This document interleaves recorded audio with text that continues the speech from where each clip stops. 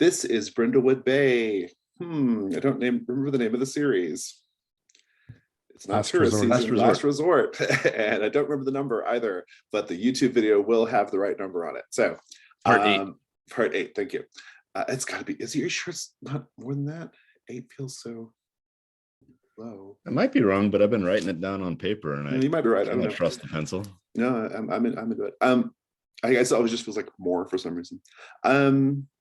So it's been quite a while since we've all played together. So let's take some time to, take a minute to refresh yourselves on safety tools, refresh yourselves on your character. We do not have an active mystery right now, so we'll be starting a brand new mystery. As far as the dark conspiracy goes, you have 10 void clues. So you are moving steadily on to facing the midwives, which is great. And also at 10 void clues, things change quite a bit, right? Like I've kind of telegraphed it last time in the stinger scene. The midwives get to attack you directly now. So just be aware of that. And so anything else that we need to be reminded of? I mean, we're just kind of diving straight into our makeup Christmas mystery at this point. I've got a question. Yeah. My last, what do you call it? Advancement. Mm-hmm. I was interested in doing the Michael Knight one, the trusty mode of transportation, but I've got an idea that I think would lead to some funny role playing, but might make it a little less trustworthy. Can it be Etienne's like fish truck? I guess so. Like he lends me a key and I can borrow his fish truck. Yeah, I guess so. Yeah, I mean Etienne's part of the conspiracy, so it might be kind of like that's where it might not work. Yeah, well, we'll see. It could be fun regardless. So I'm into it. Yeah, let's take a look at the characters for a bit. So B, you have conditions. The black dog, frightened, and the blood red crown. I believe you all have the blood red crown in your possession as well. Who actually has the blood red crown right now? Present. Okay. I gave it back to Violet after that very distracting dramatic scene in our last. Scene. Yes. Yeah, it's very dramatic. I love it. Dr. Thibault, you have down a rabbit hole, the queen of the down below, and the black dog. These are some big time conditions. LMA, Rising of the King, and the Catch of the Day, which we've had a lot of fun with. And Violet, the blood red crown as well, the black dog as well. And you can go ahead and clear Jailbird. If you were going to be put in prison, it happened already. So go ahead and clear that. And old Granny Duquesne is still kicking ass and taking names. All right, let's do cozy vignettes. Holiday cozy vignettes. Your Maven enjoying her life in a holiday way in Brindlewood Bay. If you have a shadow in the garden marked, make it a creepy holiday thing as well. So whoever wants to go first, take it away.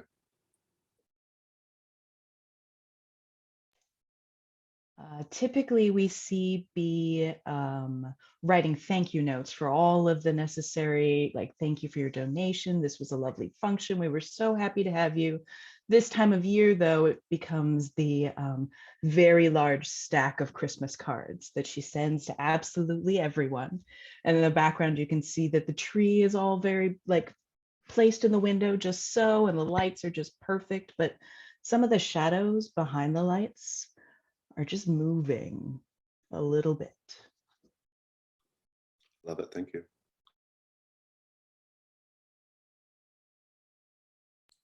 I think Violet is all dressed up in a Santa costume and delivering whatever kind of pie people eat around Christmas time. Not pumpkin. Pecan, maybe? Yeah, that sounds good. Are you talking about American Christmas pies? Because I don't know. Yeah, like North America. Right? Yeah. What are the American Christmas pies? Are there any? I don't know. Yeah. Kind of more Thanksgiving thing. Anyway. I'm not sure. It's not important. Yeah. It could just be fruitcake. Sure. Well, maybe the audience just never gets to see it, so they have to insinuate themselves into the scene.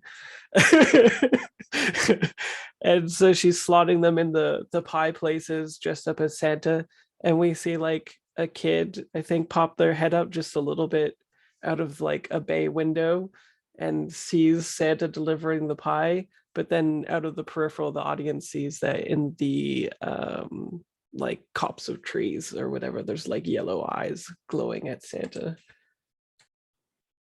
I love the word copse for a group of trees. That's such a like role-playing game ass word. Like it's not a word you use in any other context, but role-playing game modules love it. The copse of trees comes to go next. I think we see Callie also working on her Christmas cards, but she's putting her scrapbooking skill to good use, and she's making custom Christmas cards. And she's got a small stack, and she is working on one of those like cut out, fold out snowflakes, and for the cover of one of the cards. And as she moves on to the next card, the camera lingers on the snowflake, and the way it's cut looks like the mask of the occluded king. I love it. Thank you. That's terrific. Ella May is at that coffee shop across from Etienne's fish market, and she's got a dog-eared, beaten copy of an Amanda Delacorte novel and her cup of coffee, and is kind of sipping the coffee, thinking, I like nothing more than a cup of hot coffee and a cold cadaver. But takes a sip of that coffee, and there's somebody put mint flavoring in it, and I was like, I didn't order mint. I look around at the coffee shop and I realize that everybody is stirring their coffee cup or their hot cocoa cup in perfect unison. I love it. Our mystery today is called Jingle Bell Shock. It's the holiday season and the murder mavens are out caroling as part of the Brindlewood Bay Lunch Club's annual Ugly Christmas Sweater Carol-a-thon fundraiser. Of course, I assume you lot are going from house to house in Etienne's truck because it's way too cold to be walking the sidewalks, even with your sweaters on. But in any case, everyone, let's go around and everybody describe your Maven's ugly Christmas sweater for the Ugly Christmas Sweater Carol-a-thon.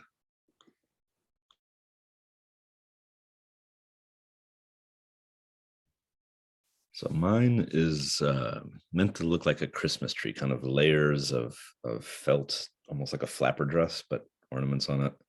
I've got a little, like a headband tiara with a big gold star on it. And mine extends out, and like it's meant to go with the skirt, which is this red skirt with a embroidered choo-choo train running around the hem of the skirt. Very nice, very nice. Bee's sweater also has the kind of embroidered Christmas tree, but it's a black sweater and everything is embroidered in gold and then tinsel and then jingle bells on every edge as well. So she is constantly dingling as she walks.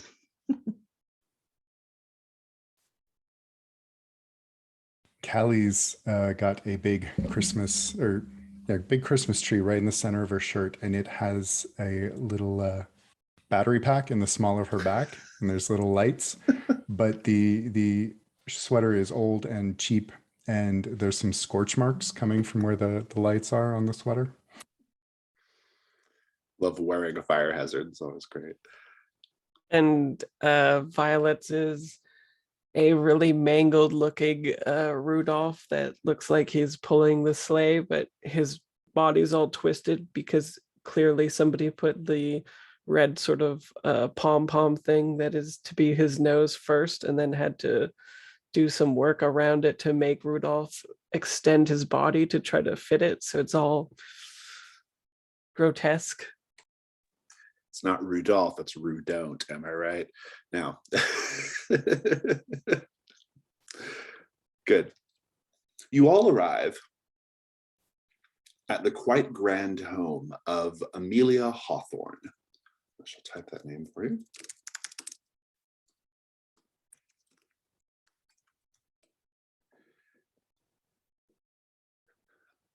You're at the home of Amelia Hawthorne, and you are a few bars into a rousing rendition of We Three Kings when a tall, middle-aged woman in a red suit steps out onto the porch. She's sort of smoking a cigarette, leaning up against the little column on the porch, watching you sort of in a blasé way as you're singing your song. She has silver hair. She's very tall. This is not Amelia. You know Amelia. This is not her. And when you're done singing, she puts her cigarette in her mouth and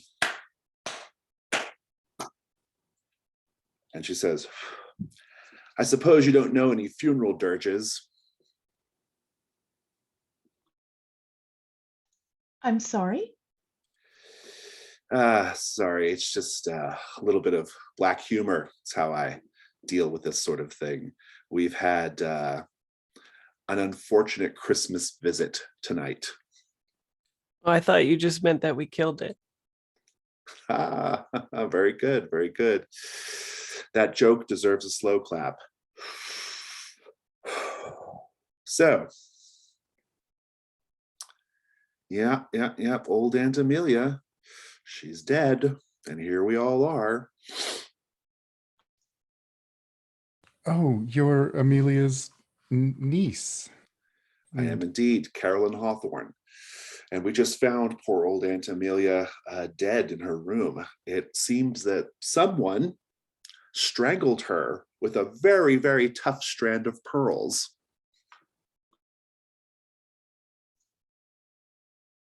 How unfortunate. What was the brand of the pearls? Did you happen to catch? It's better than that. They tried to do it with some silver tinsel, but it kept breaking, apparently. We found the refuse on the bed. Oh. Points for trying to keep it in theme, I suppose. Oh, this is just so terrible. So sorry for your loss. Now, I shall point out that normally June Willoughby would be organizing the Carolathon, but June Willoughby's been missing for a number of weeks. And normally June Willoughby would insist that this is none of our business and let's move on, ladies. But June Willoughby is not here. And so, yeah. She says, I suppose we should call the police or something, although I'm sure that Sheriff Dalrymple won't be any help in trying to catch whoever did it. And whoever did it, by the way, is some member of my family. All of us are here. But certainly not you, of course. I didn't say that, but no, not me. Well, I suppose that whoever did some strangling might have some marks on their hands, ladies. Ooh. Got a regular Inspector Clouseau here. That's great. Well, you're welcome to come in from the cold.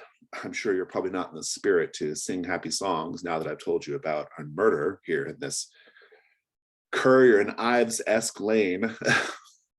Of course not. That would be just so morbid. Indeed, indeed. Come on in, ladies. You look way too old for this kind of cold. Come on.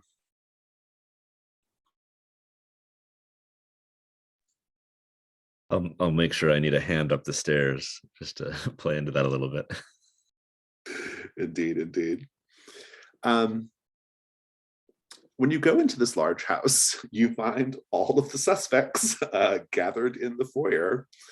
Amelia, the victim, was in her late 60s and very wealthy after shrewdly investing her inheritance decades ago. You know this. She never married, and apart from her beloved Pekingese Chestnut IV, she lived alone. The suspects are all family members from out of town. The other carolers who are with you will leave to go get the police while the four of you go inside. Carolyn, of course, has already introduced herself, and she will go around introducing the rest of the suspects and family members. Carolyn Hawthorne is Amelia's niece. She says, this is my uncle Thomas, and she shows you Thomas Hawthorne. He's, all these people are from out of town. Amelia's the only one who lived in Brindlewood Bay. He seems like a very gentlemanly, soft-spoken man wearing a plum-colored smoking jacket. She says, my other uncle, Jimmy. Jimmy is a red-faced, obviously drunk wearing a New England Patriots t-shirt. She says, this is Jimmy's ex-wife, Magdalena Hawthorne. She is shuffling a deck of tarot cards, and she's dressed in a very sort of like sort of Stevie Nicks kind of witchy way. She says, and of course, I'm sure you know my my nephew, or no, is this her nephew or is this her son? God, I can't keep all these characters straight.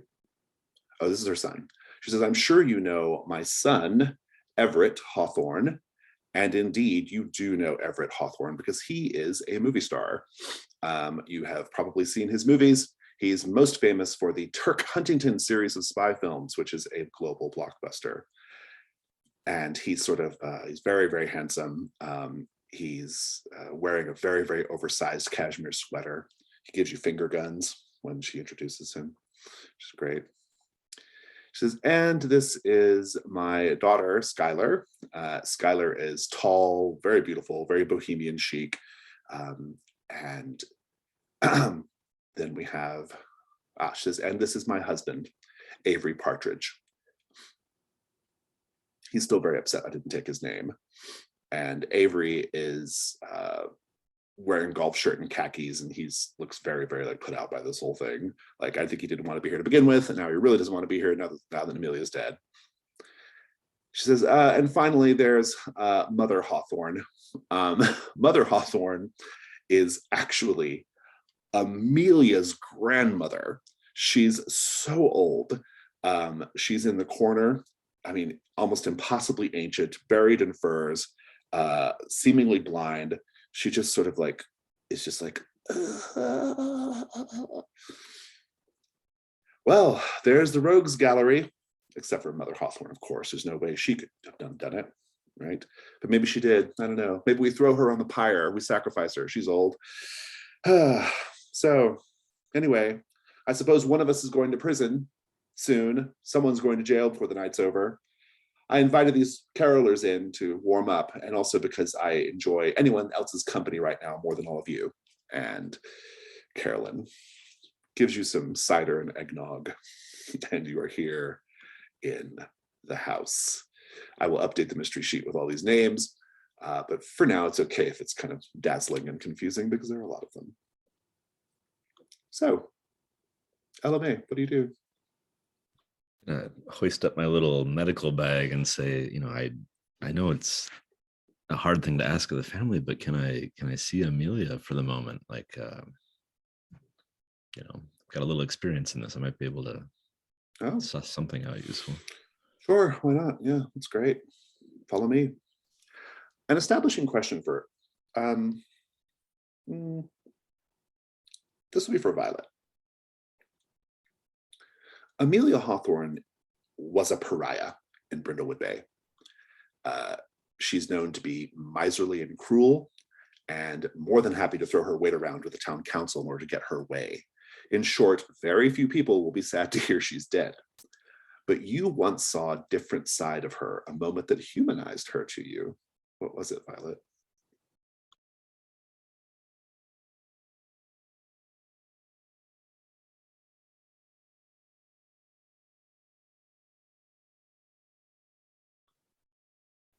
Maybe I saw her donating money to like the local soup kitchen anonymously. I'm the only one who knows. Very good, very good. So get back over to LMA.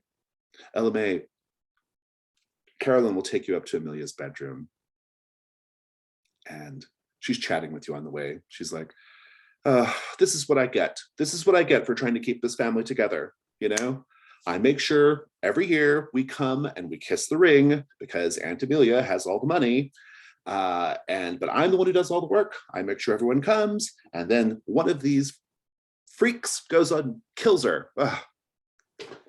Well, next year will at least be mercifully easy. I guess I won't have to do this again. You can't live with him, can't live without him. It's the way it is for everyone. I can live without him. Sometimes you just can't live. She takes to Amelia's bedroom. Paint the scene for everyone. Kind of following up on that establishing question, what do we see in Amelia's bedroom that indicates she had a much softer heart than her public persona would have you believe?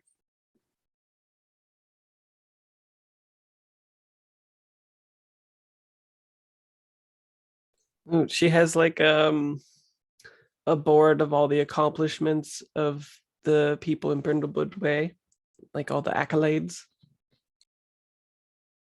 Ooh, interesting question. Is Everett, well, like her famous great nephew, is he on there?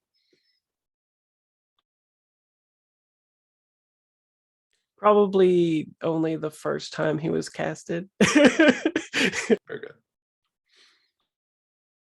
I'm seeing a quilt on her bed that has the faces of all of her various family members, even extended family. Chestnut the Fourth is in there, but shows some soft side. There is also a stack of thank you notes written from B every time she gave to the Friends of the Brindlewood Canine Association, at which she did give very generously. Very good, very good. I think she has one of those like lovingly cut out montage frames of all of her family with little, like really charming pictures. She clearly cared. B, you and June and Amelia are probably like the three most society of society women in Brindlewood Bay. What do you think of Amelia? She was cantankerous and she never came to any events, but she always was very diligent in sending a check. So we were civil, but we weren't friends. Very good. She's very good at writing checks. That is one of her talents, or was one of her talents.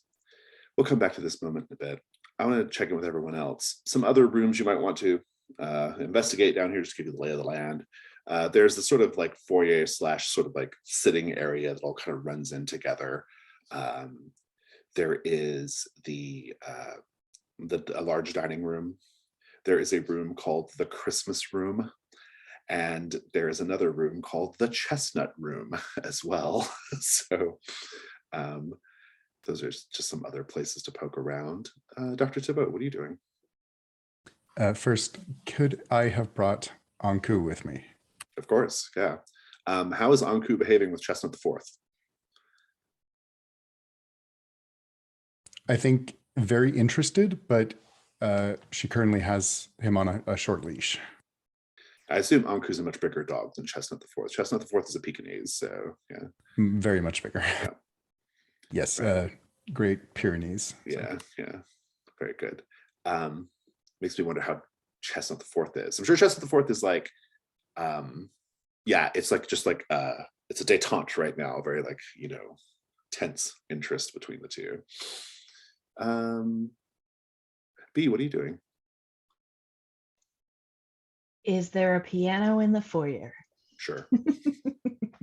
Then B is just going to sit down and perhaps just play a couple of notes on the piano mindlessly while observing the family and seeing who she's going to start a conversation with. Likely the uncle in Plum, or yes. Yes, Tom? yes. Yeah, that right? yeah, it's the victim's brother, Thomas Hawthorne. Yes. Yeah. Sounds good to me. He's probably the most likely to walk over too if you're playing the piano, right? Being an old bachelor of a certain age. So good. Dr. Thibault, what are you actually doing once you get the dogs under control? I think she's going to speak to Thomas Hawthorne. He seems That's what maybe B is more doing. her speed. That's B, B is sorry, talking to sorry. Thomas. Yeah. Oh, then Avery. Avery. Okay, very good. The partridge. That's Carolyn's husband. So Amelia's, the victim's nephew by marriage, is Avery. Sounds good. And Violet, what are you doing? Can I be they're all rich, so they must want to drink. So maybe I'll make a drink for each of them in the Christmas spirit, something with eggnog. And what do you put in eggnog? That it's not Guinness, but it's Bailey's, right? Bourbon or something like that. Some Christmassy concoction. And then I make sure when I offer it that it's like not fully all the way, so they have to extend their hand to me. Okay. And See with the hands. yeah, yeah. Yeah, and see if they're left or right-handed too, to see if that matters with the strangling. Nice. All right, well, let's pick up on some scenes here. LMA, you are yeah, indeed, you do see pieces of broken Christmas tinsel on the ground. And then it looks like they just went with the pearls that were on her neck ultimately. So yeah, what do you do? That is fascinating. Trying to do the confirm the cause of death, suss out a time of death, search for other clues. Is there, I don't know what, somebody's broken wristwatch in the bed mattress? She's on the bed, right? Yeah. Do a meddling move with reason. All right, reason. What have I got there? 0. All right. An 8. Let's remind ourselves of the move here. On a hit, you find a clue. I'll tell you what it is. On 7-9, there's a complication, either with the clue itself or a complication you encounter while searching. I will tell you what the complication is.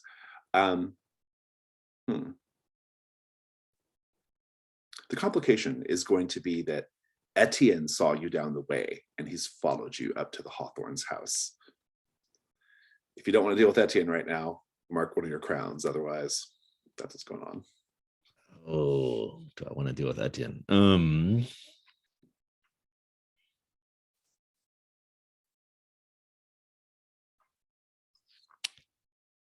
I'll mark a crown for now. Very good. I'll come back with the clue in a bit. Dr. Thibault, Avery Partridge, he seems very bitter. He has kind of a sneering look. He's wearing a golf shirt and khakis, and he says, so did I hear correctly that you're a doctor? You did indeed. Dr. Thibault, nice to meet you, Mr. Nice to meet you. Partridge. I'm Avery Partridge. Yeah, I'm in real estate. My wife and I, we have big real estate business out on the other side of the state. So what kind of doctor are you? What kind of medicine do you practice?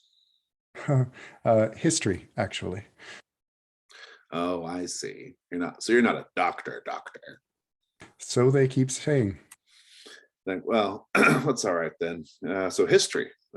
I'm pretty big into World War II history myself. Oh, fascinating. Yes. Yeah. Normandy and all that stuff. Love it. My interests trend a little older, but it's always nice to meet a fellow. So what's your favorite historical period? If you could have dinner with anyone from history, who would it be? And why would it be Abraham Lincoln?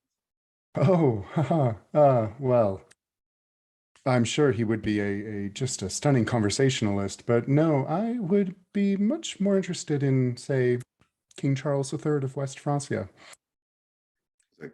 Oh yeah, he was good. Yeah, he was a good one. It's a good one. Yes. Yeah. Great. So what are you gonna try to get information out of him or what? What's going on here?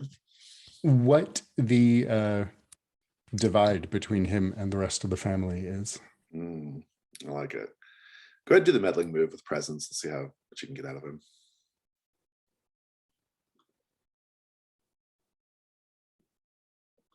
5. She'll come back to that in a moment.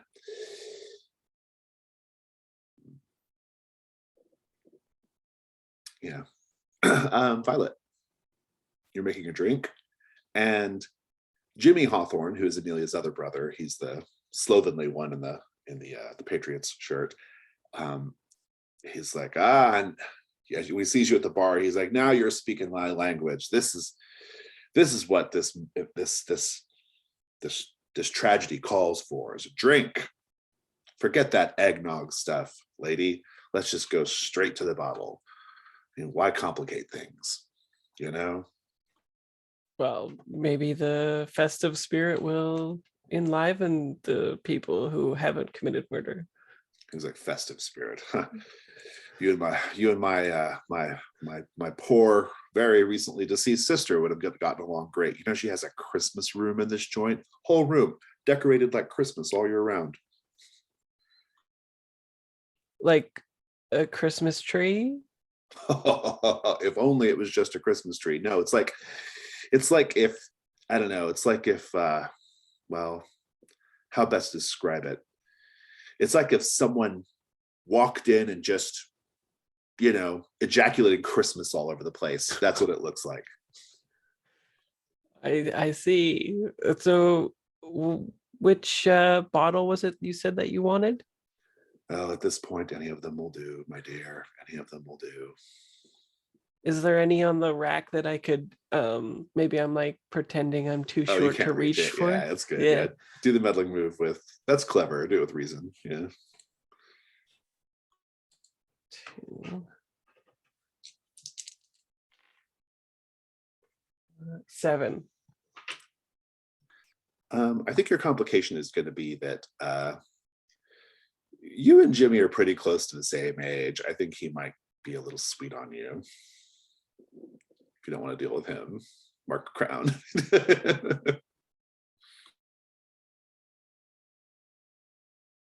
No, that's okay. Maybe I can use him. Okay, very good.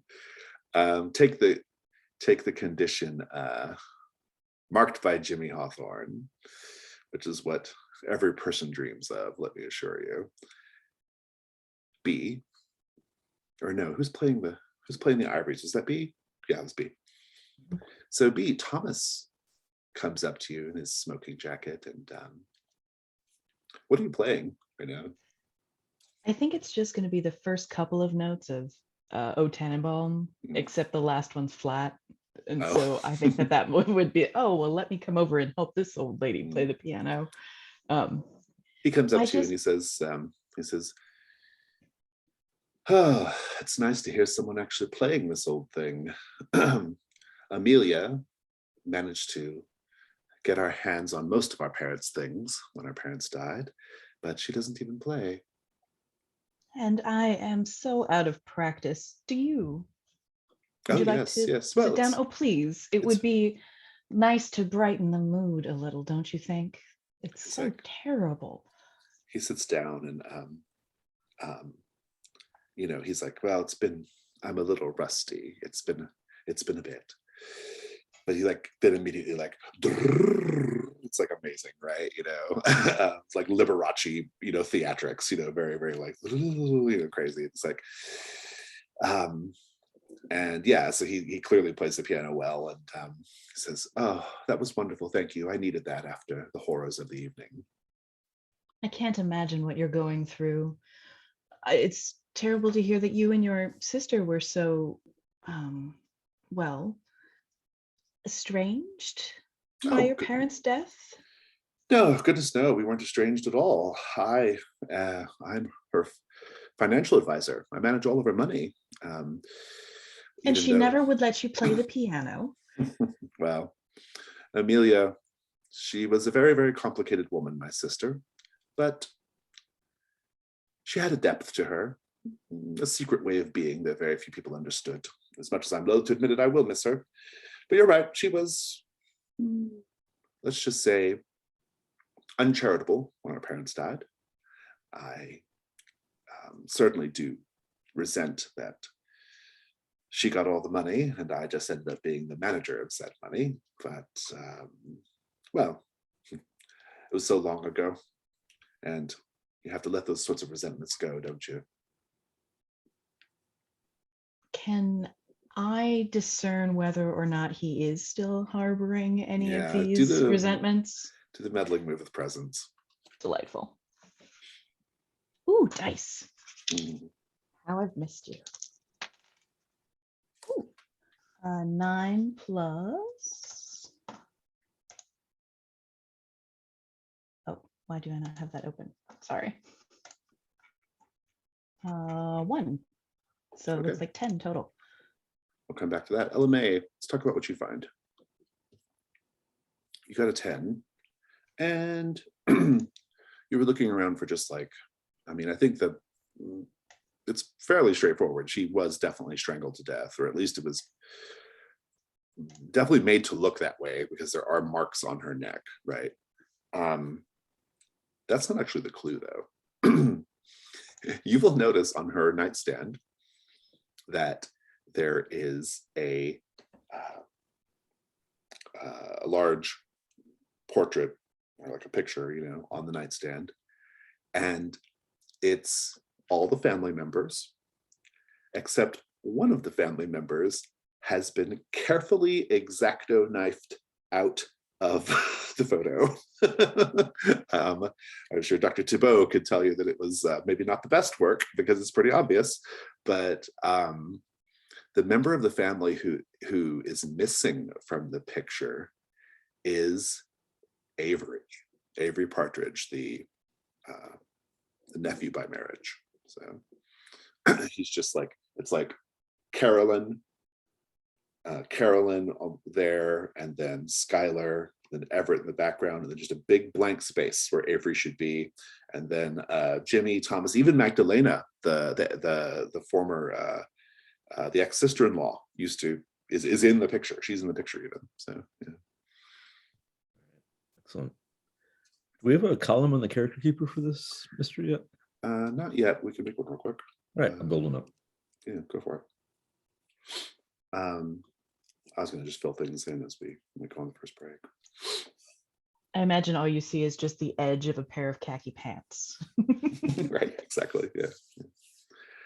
Let's cut over to Violet. Violet, you got a mid result, right? Or was it a 10? Yeah, 7. Oh, that's right, because he's smitten with you. He's reaching as you're kind of looking at him, and you'll actually notice that in the pocket of his Patriots sweater, it's got a little pocket, you'll see a plane ticket. It looks like it's a plane ticket to Rio de Janeiro sticking out of his pocket. That's your clue. It's only noticeable because he's reaching. And Patriots is football? It's football, yeah. Yeah, American football, I believe. That's a team, right? The Patriots? If it isn't, then it can be in this world. It is in this world. There is a team called the Patriots in this world. Yeah. I think I researched this. I was like, New England football teams, and I think that's what came up. So it's jetting out of the pocket thing. Yeah, so he reaches and you kind of see it kind of sticking out. Can I snatch it out and make like it falls and then pick it up and be like, oh my God, where are you going? And kind of confront him with it. Oh, sure. And he says, I like to go down old Rio de Janeiro way every New Year's. But ever since Magdalena and I split, I've always just gone alone. But it wouldn't be too late to get a second ticket, Violet. Oh, you're quite the jet setter, Hawthorne. What compels you to return there? Surely there must be sour memories of you and your lover there already. No, it's the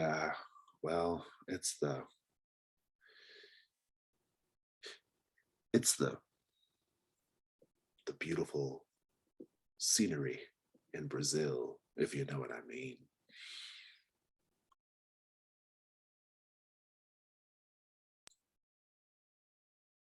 I think I do know what you mean. I'm sure everybody knows what you mean when you speak, Hawthorne.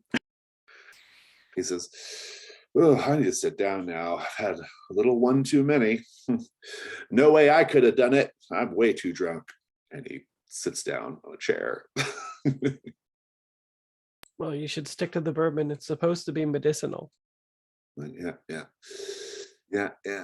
Let me know if you want to take me up on that offer. Well, I'll be thinking about it like my life depended on it. And he's very quickly just like, oh. Meanwhile, I haven't forgotten about you, Dr. Tabo. But B, you got a 10 as well. He's kind of like, you can definitely tell he still resents Amelia, right? He actually will kind of tell you that, like, in the early days, he helped her invest the money that she got from their parents, made her even richer, right? And yeah, so he's clearly like resentful, but this was a long time ago. So I don't know if like it's the kind of thing that would cause him to kill her now, you know, unless without some extra I don't sense any information. bubbling like anger over Yeah, it this at is the an moment. old, There's no, yeah, it's an old buried old hatchet. wound. It's still bleeding, but it's no longer, Yeah, probably wasn't what he did today. very old wound. Okay. He says, but my sister was undeniably difficult to love. It's because she didn't really have much love to give herself, I'm afraid. She was an angry, resentful, cold old woman. But she loved those dogs. That is the one thing, the one truism in this world is the parade of chestnuts have always been treated very, very, very well. Do you know, she actually, if you can believe it, she actually made a gift of a very, very expensive trust to Chestnut the Fourth. No, really. Oh, yes. Oh, yes. And, well, let's just say I advised against it. I think it's best to, you know, maybe spend the family's money on the humans in the family, but that's just me. But that's your clue. She'd set up a trust for Chestnut the Fourth, a very big trust. I see. Okay. And yep.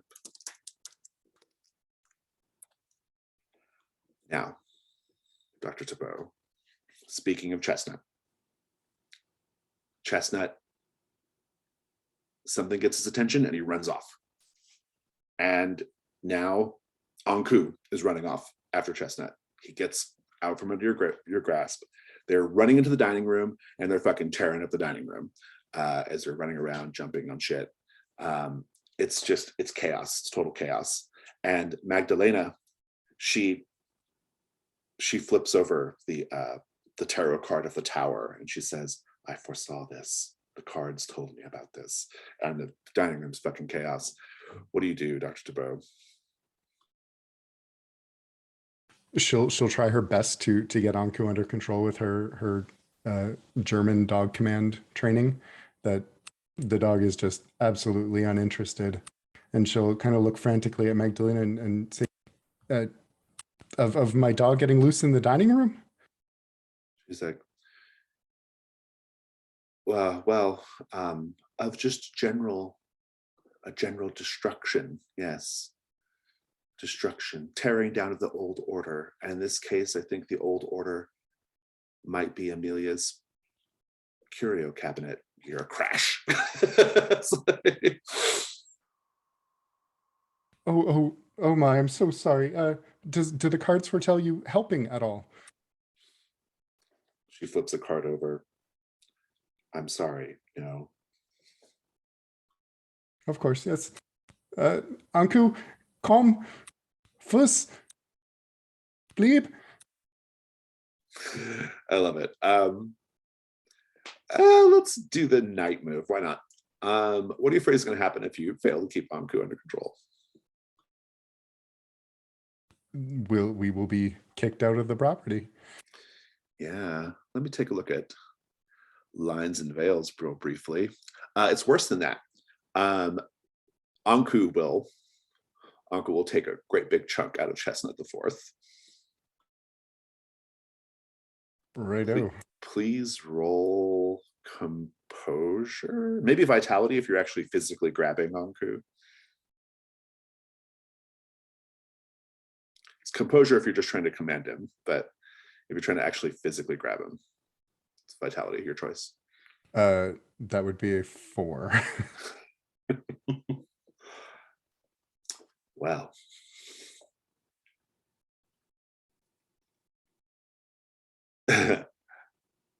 Carolyn Hawthorne steps into the scene.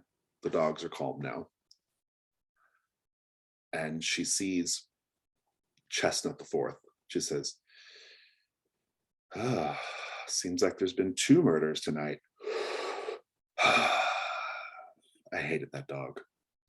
And then she like pats Anku on the head and goes into the main room. I think I would mask up to avoid that. That won't help the investigation, probably. You can mask up. Try Instead, crown up. or crown up, yes, very good. Instead, you just have to put Anku. You just have to separate Anku and Chestnut. They can't be in the same room together. So where do you put Anku? Anku, she will close the door in the Chestnut room. Oh, let's talk about the Chestnut room, since we're there. Paint the scene, it's appropriate. Everyone, the front room of Amelia's house is a temple dedicated to chestnuts 1 through 3. What do you see that shows how much Amelia loved her precious Pekingese dogs? They're all mounted and stuffed.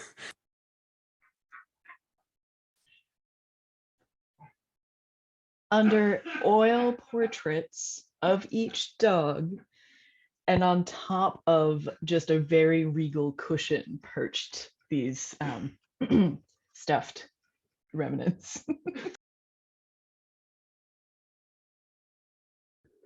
I was laughing too hard, Sarah. What'd you say? Oh, I said that the remains were on a very regal cushion below a very ornate oil, obviously very high quality painting of each. They have their own portraiture.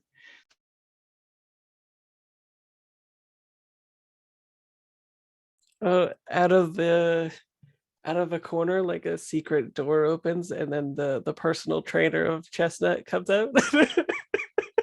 I'm gonna say no on that. I don't want to be suspect here.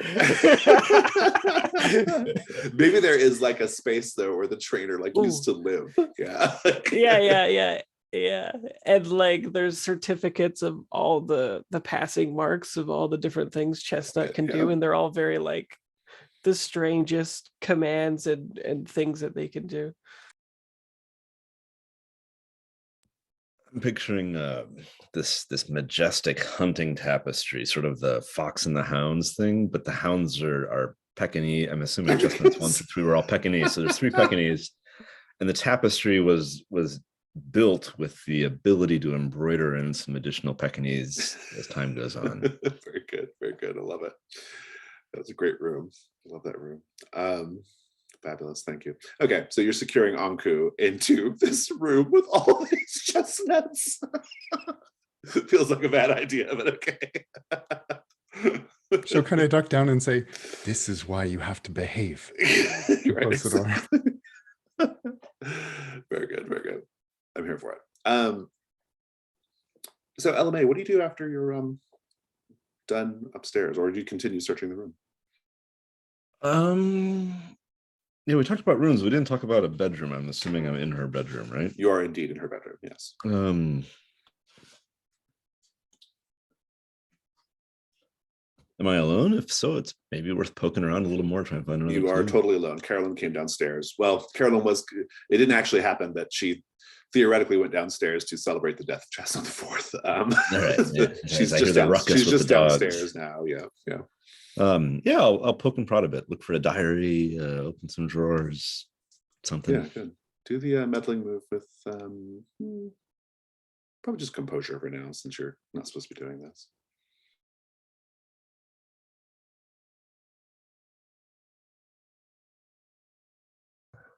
A 7. Nice. Okay, we'll come back to that. Violet, what do you do once Jimmy Hawthorne passes out?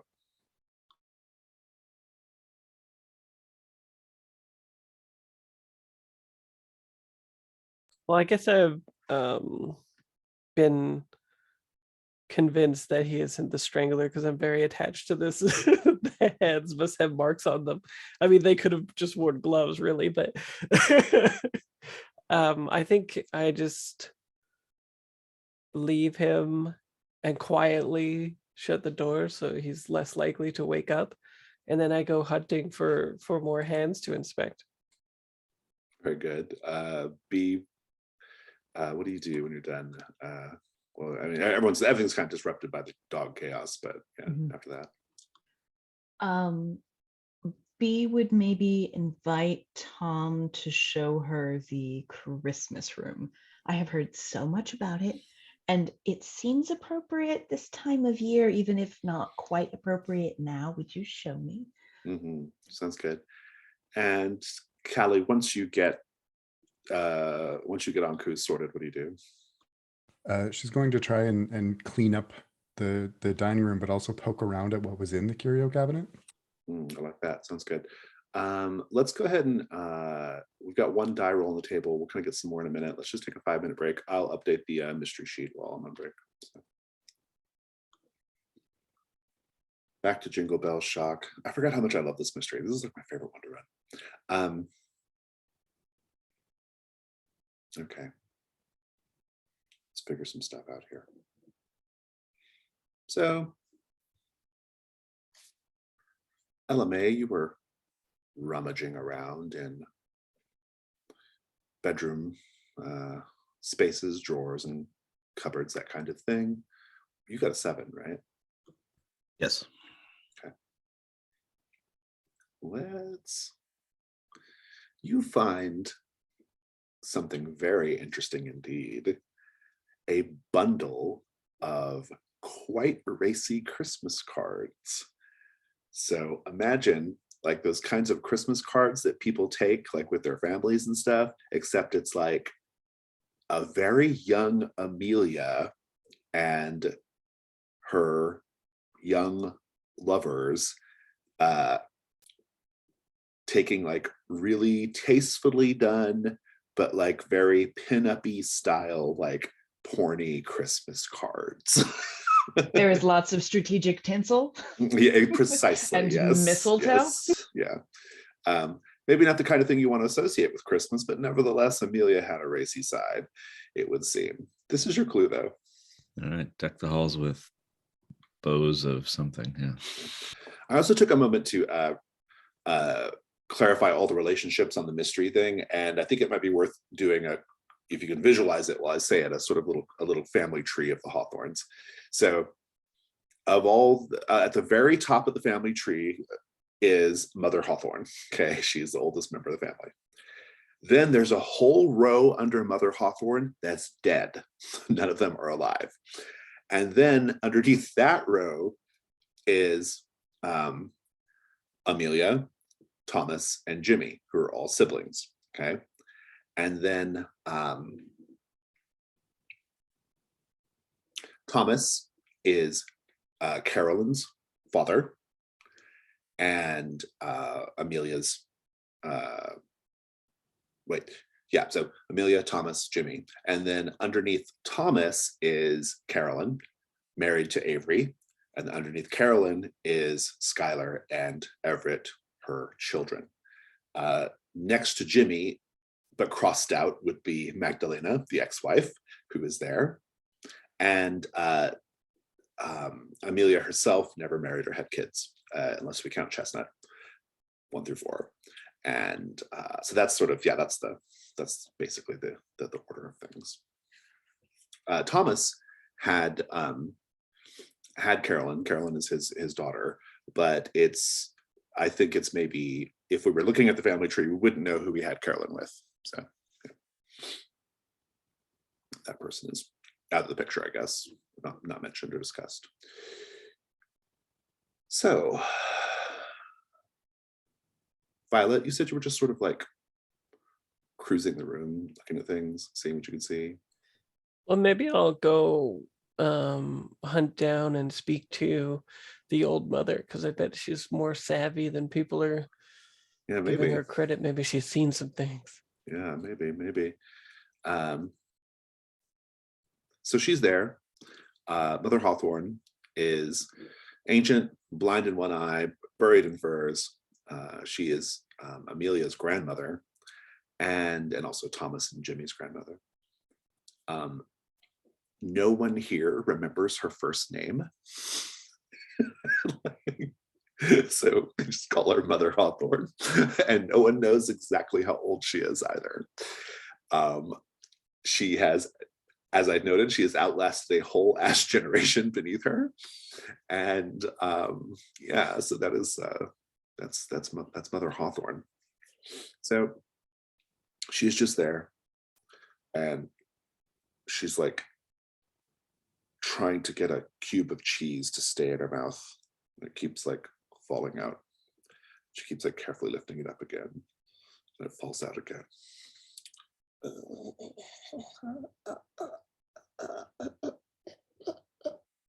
And finally, she hooks it with her tongue, gets the cheese cube in. What do you do? If there's a cheese plate with one of those little tiny forks, that I'll offer to feed her cheese. Like a little baby as bird. Yeah, as a reward structure for answering my questions. She takes the cheese and she says, "You're a sweet young girl. Thank you. Thank you." Oh, of course. Yeah, it's just terrible how these people neglect you, Mother. My real name is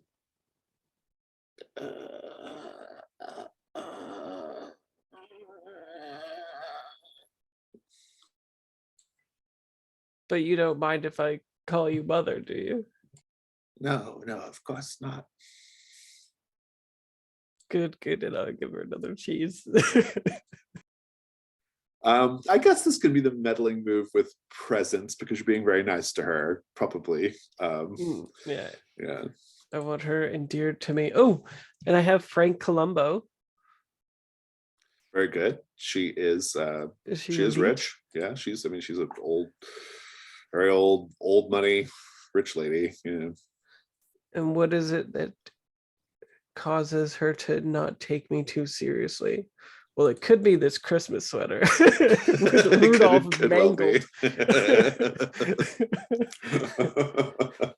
How much of a threat do I pose? It's probably the case that everyone perceives you this way, right? Yeah, it's kind of more that like everybody, the whole family is the elite, right? So that's the important part. But yeah, you can take the Columbo move. That's fine. So I think it fires off. So you're just gonna get like an extra clue, basically, right? Once per session, when you do the meddling move in a place occupied by the rich and famous, you find an additional clue, even on a miss, and an additional void clue on a 12 plus. Everett is the rich and famous, right? So yeah. Good. Go ahead and roll with presence. 11. Dang 11. If you bump it, you could get 2 void clues and 2 regular clues. If you bump it for the crown. That is hot. Yes, I will mark the chariot. Very good. What does that do? Reason is dropped by 1 and sensitivity is increased by 1. Very good. I don't know.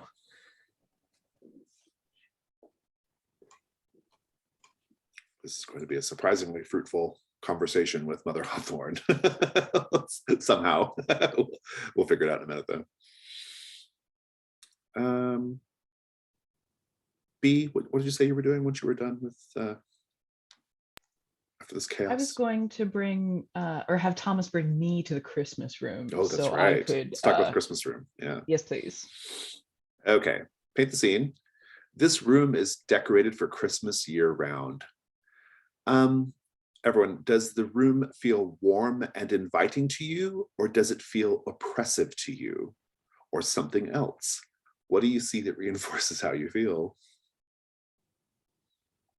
B finds this room oppressive, but it's because of the overwhelming smell of evergreen that they live year round as pine trees in the room. So the scent is just like, as you open the doors, straight into your eyeballs. Like it's too much.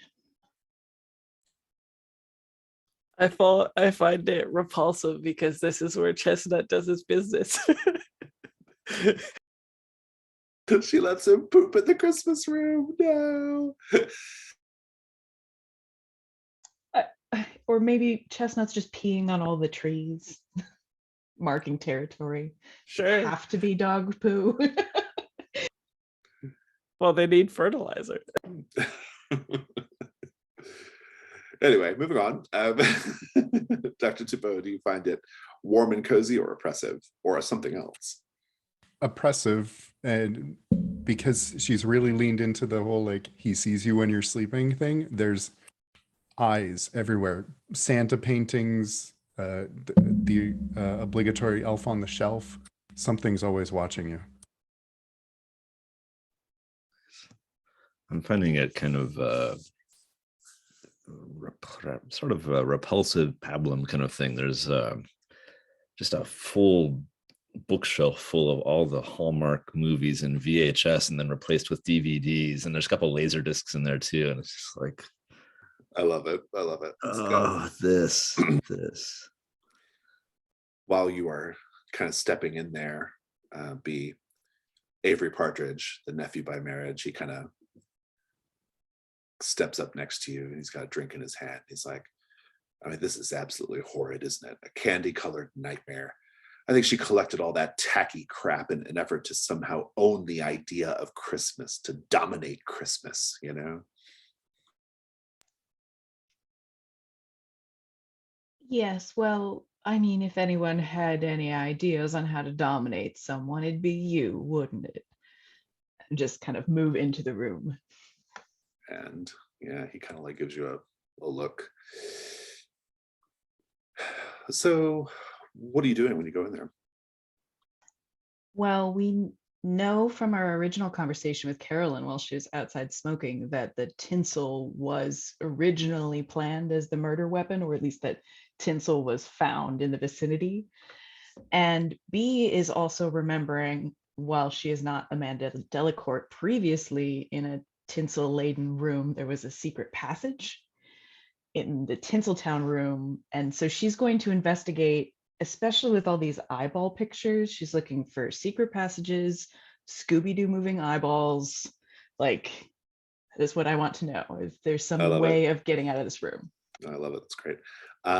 Make a meddling move with reason. And yeah.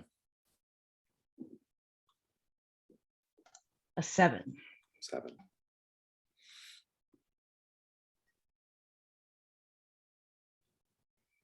I'm going to give you a condition. If you want to go ahead and just mark the crown to bump up your result, that's the more strategic thing to do. Otherwise, I was going to give you a condition. I was going to change one of your conditions to be being watched, like a paranoid feeling. I'm already frightened, so let's just mark that crown. So you got a 10. We'll come back to that. Dr. Thibault, what'd you say you were doing after you secured Anku? Investigating the wreckage of the dining room. Ah, that's right. Go ahead and do a meddling move with reason again.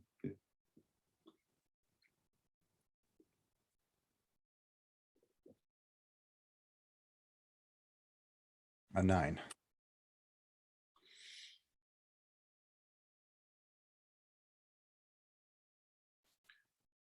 As you are looking around the chaos of these dogs having trashed the dining room, you look out the great bay window out to the street and you see the red glowing eyes of the black dog as well, staring at you.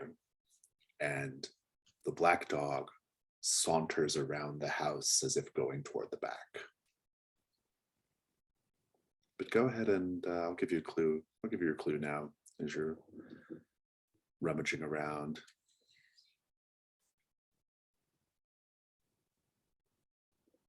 You will notice a bunch of stuff smashed on the curio from the curio cabinet. But there's one thing that looks like it was smashed earlier that used to be in the curio cabinet because of its position in the dining room. It's Everett Hawthorne's Briddy Award. It is smashed in the corner of the dining room.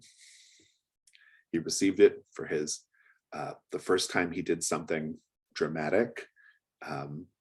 His first dramatic role. He received some critical accolades for that role, and someone is angry about that, or just angry about Everett in general. He smashed his Briddy Award.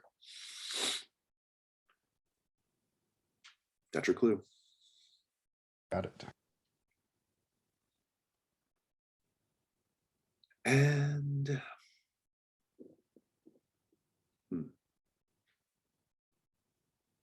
let's keep going here.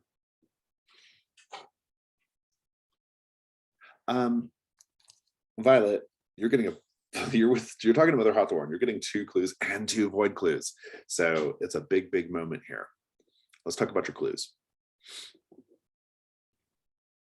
You are, I think, like, talking to Mother Hawthorne is mostly just a moment to be looking around because she doesn't have much to say. She's not much of a conversationalist, and everything is very slow. So you kind of have time to just sort of like look around. One thing you'll notice is that someone has written on a notebook page a parody version of the 12 Days of Christmas, but the lyrics are all a scathing indictment of the Hawthorne family. And that is a clue. And your other clue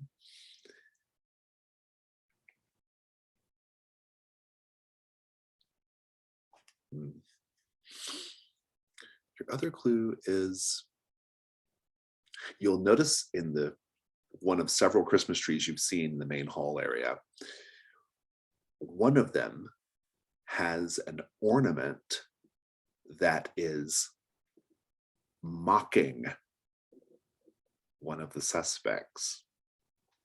Who, though? The ornament is mocking Thomas, and the ornament shows Amelia as Santa and Thomas as Mrs. Claus, like emasculating him. That is your second clue. We'll come back to the void clues in a moment. But if somebody wants to note those clues down, that'd be great. Good. And, oh, I didn't mention the complexity on Jingle Bell Shock. It's a 7, by the way. So,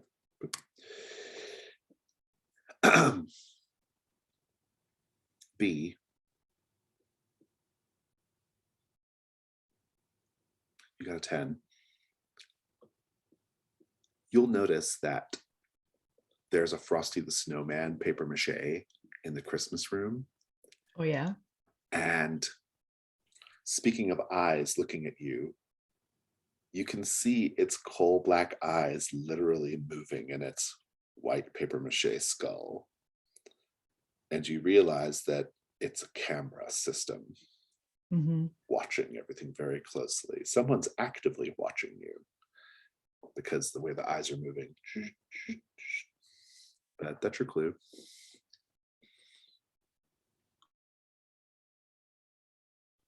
All right. I may at that point have just turned to Tom and say, oh God, it is just, oh, the smell in here. Can we, let's leave, shall we? Oh, that was actually Avery who was talking to you originally, the brother and the nephew. Yes, and then marriage. I kind of like stormed, yes, and then we'll go out into the hallway again. Yeah. Magdalena will meet you as you step outside, B, and she says, would you like for me to read your cards? Well, why not, dear? It is a party. She says, all right. And she invites you to sit down next to her. She has she's kind of got a little spread on a coffee table there. She says, as she's shuffling the cards, she says, you know, I arrived earlier today. I drew a card from my deck as soon as I crossed the threshold of the front door. It was the 9 of Swords, a very bad sign, a sign of conflict. And I knew right away that something terrible was going to happen. The cards never lie. Mm-hmm. And are you feeling all right having the shock of this? Well, I'm sad, of course. I mean, unlike her actual blood relations, I actually was pretty good friends with Amelia. You Even know, after, I frequently receive donations from her. She loved all of the dog charities that I sit on boards of, and would very consistently write checks. I think that she was nicer than some people thought. I thought so. I mean, I used to come and visit fairly regularly. I mean, I always come to this thing every year, but I would sometimes drop in on her. You know, back in the 80s, Amelia actually gave me the seed money to start my my chain of my chain of spiritual Oh, new age centers in Los yes, I Angeles. thought you looked familiar. Have I seen billboards before or? Yes, it is possible you have. It's called Awakenings. Hmm. Well, I'm so excited to have a reading by you, my dear. Please. Right. And she sits down and she's doing the reading. Ella May, what do you do after you're done finding racy Christmas cards? If I'm right, nobody's talked to Skylar yet, right?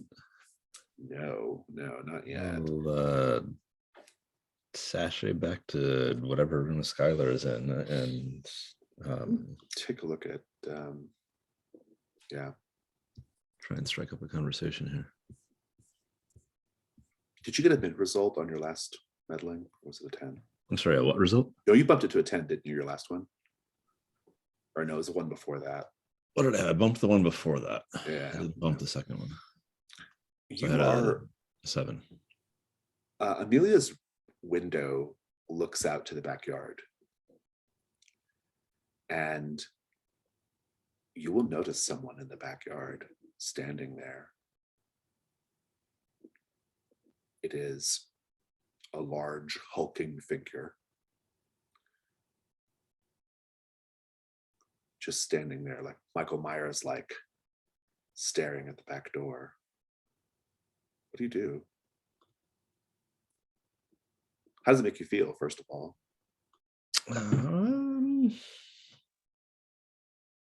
There's a smell of mint in the air.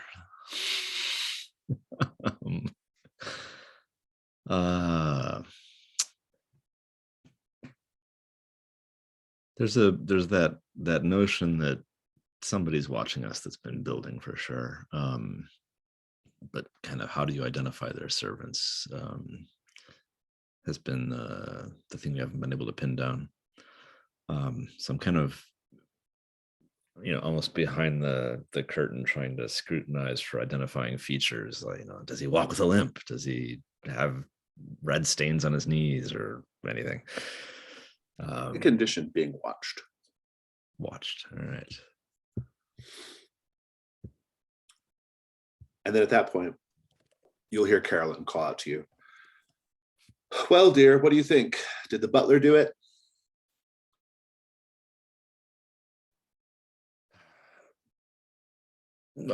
Does this house even have a butler? I've not met a house servant yet, but No, there are no servants.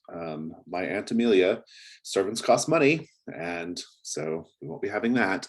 no. For a time, she did employ a man to take care of the dogs, but I think that ended a number of years ago, though he did have a pull-down bed in the chestnut room.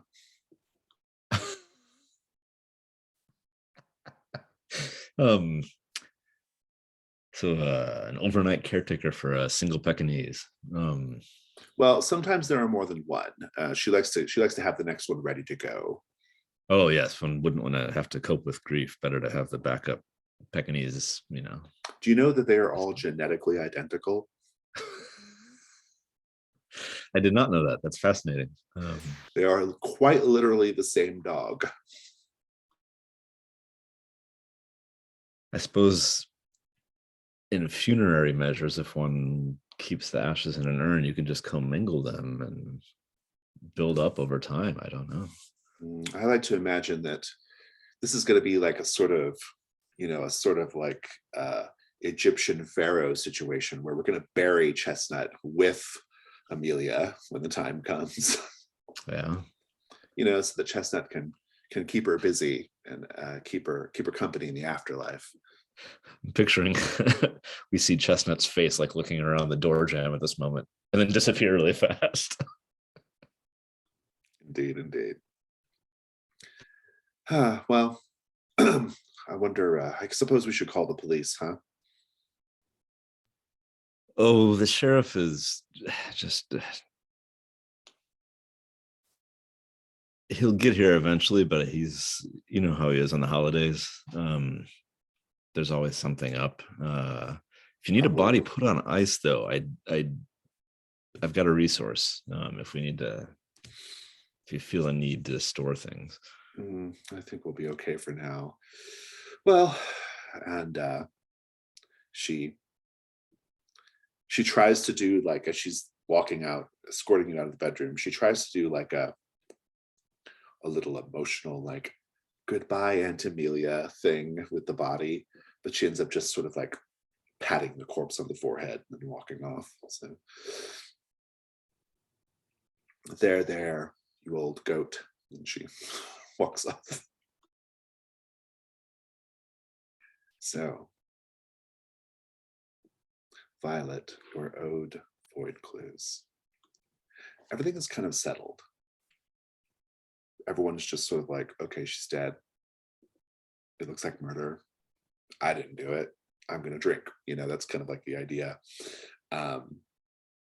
Everett is very loudly saying, of course, there's no way. there's no way I could have done it. I mean, look, trust me. Everyone in this room, except me, because I'm rich as fuck, wants to know how much Aunt Amelia left him in her will. But knowing her, she left every red penny to Chestnut the Fourth and all the other chestnuts to come. And so everyone here, but again, except me, has a motive to have killed her. And Skylar's like, oh, she just like sort of gives like Everett an ugly look, like clearly jealous of her very famous rich brother, right? And so that's kind of going on.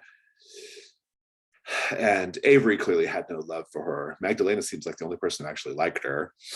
And Carolyn and Thomas were more like business associates of Amelia. Jimmy is drunk and passed out. And Mother Hawthorne is eating cheese in the corner, totally unattended to and ignored. That is the lay of the land, Violet, as you start to realize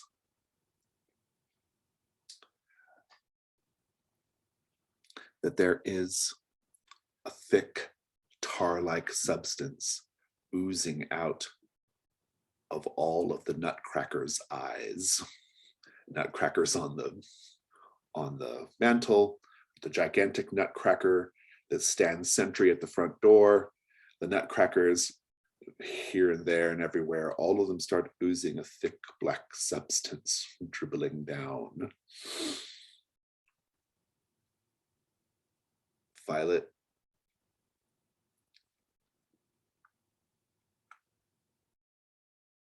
make the night move. What are you afraid is going to happen if you lose your nerve right now?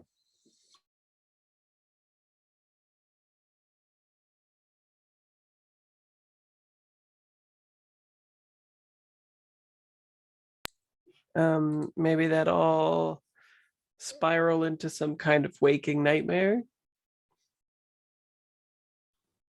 Seems like what's going down. It's worse than that. It's a waking true nightmare. Something really bad will happen here of a supernatural nature that you may not love.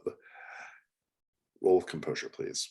And I think because of the blood red crown and the black dog and frightened doll, that's going to put you at disadvantage. Or maybe advantage. Disadvantage. What was in that cheese? Ooh, that's a rough one. 4.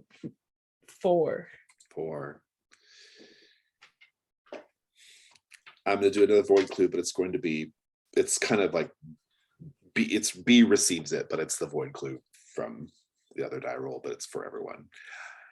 Magdalena is shuffling the tarot cards, right, B? And she spreads them out. She says, all right. And she goes for the first card and she flips the card over and it's the devil. She says, don't worry, dear. In the tarot, the devil has significance beyond the sort of Judeo-Christian idea of the devil.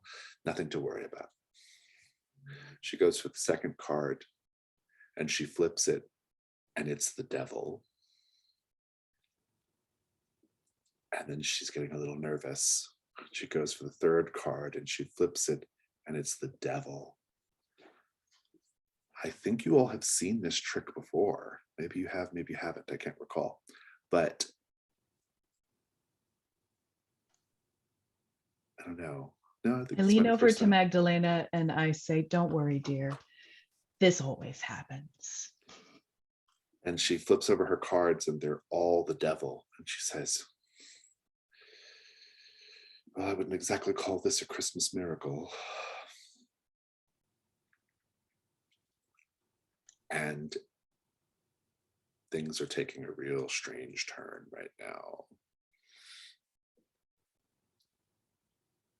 All of the balsam scented candles blow out. The chandeliers dim. And Dr. Thibault, you hear the back door being busted open. Pa, pa, pa. Anku and Chestnut the Fourth start losing their shit and barking like crazy. And you can feel, Dr. Thibault, you can feel some Hawthorne clutching your shoulders in fear. They're whispering, so you can't tell who it is in the darkness, but they just say, oh my God, what's happening? What's going on?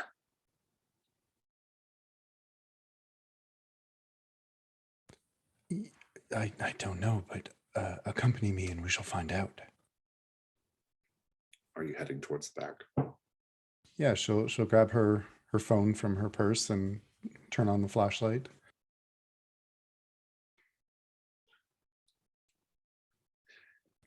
Meanwhile, LMA, the lights have gone out and you're on the stairs with Carolyn. And she says, oh, that's just what we need, a power outage.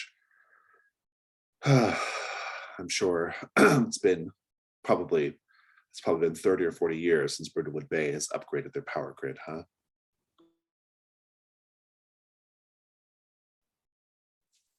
Oh, there's some things about a quaint town that you just have to learn to live with. Hold my hand here as we go down the stairs, though. Don't need a broken bone at my age. Indeed not. I'm going to type in this last thing here.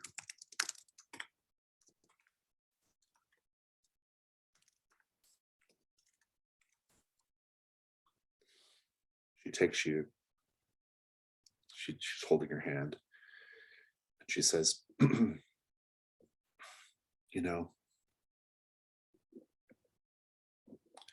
my family, we certainly have our differences.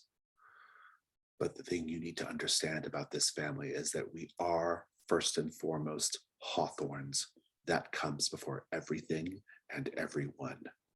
We will do whatever it takes to protect each other, to protect ourselves.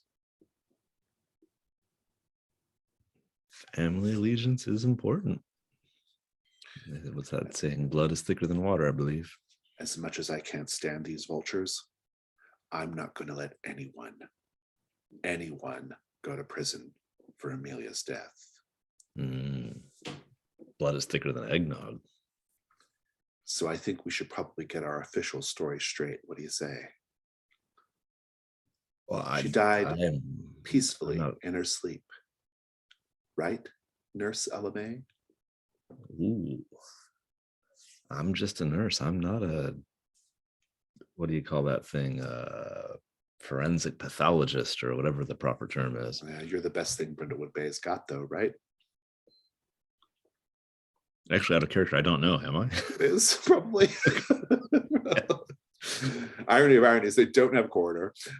They don't have a place to store bodies. Right. She's like, if you do this for me, I can make it worth your while. That's such a vague promise, but I hardly even know what I need. What would you be offering? She says, well, we'll talk once we get the lights back on.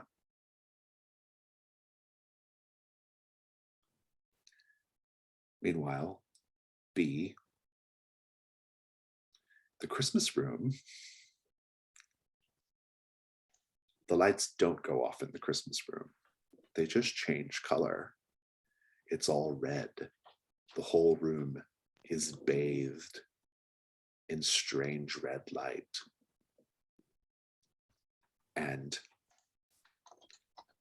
one of the trees has a topper that looks like a willowy crown. And in the red light, it looks like a reddish black willowy crown rising up off the tree.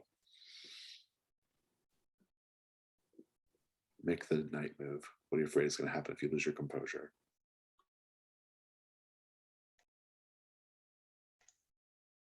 I'm worried that whatever is causing the power outage will come and find me personally. I think that's about as bad as it's going to get. Go ahead and roll with sensitivity Composure? this time. Sensitivity at Ooh. disadvantage. Okay.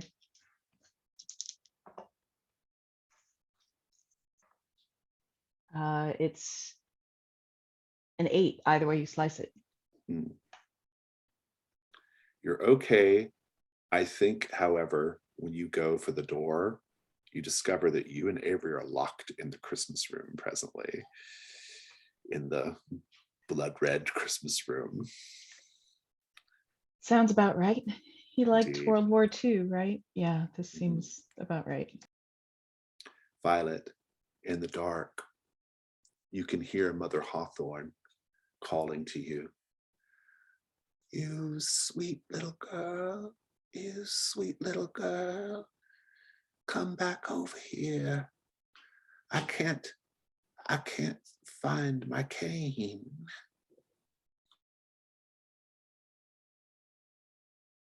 What do you do? I'll look, I'll cast about for the cane. There, take my hand. And you can sense she's reaching her hand out for you in the darkness. I'll get you out of here. She's pawing at you, trying to get you to take her hand. Do you take her hand? Yes. When you take her hand, it's not a hand at all. It's a hoof. You can feel the cloven hoof in your hand. You can feel something sticky there on the hoof. And she says, don't you worry, it'll all be over soon.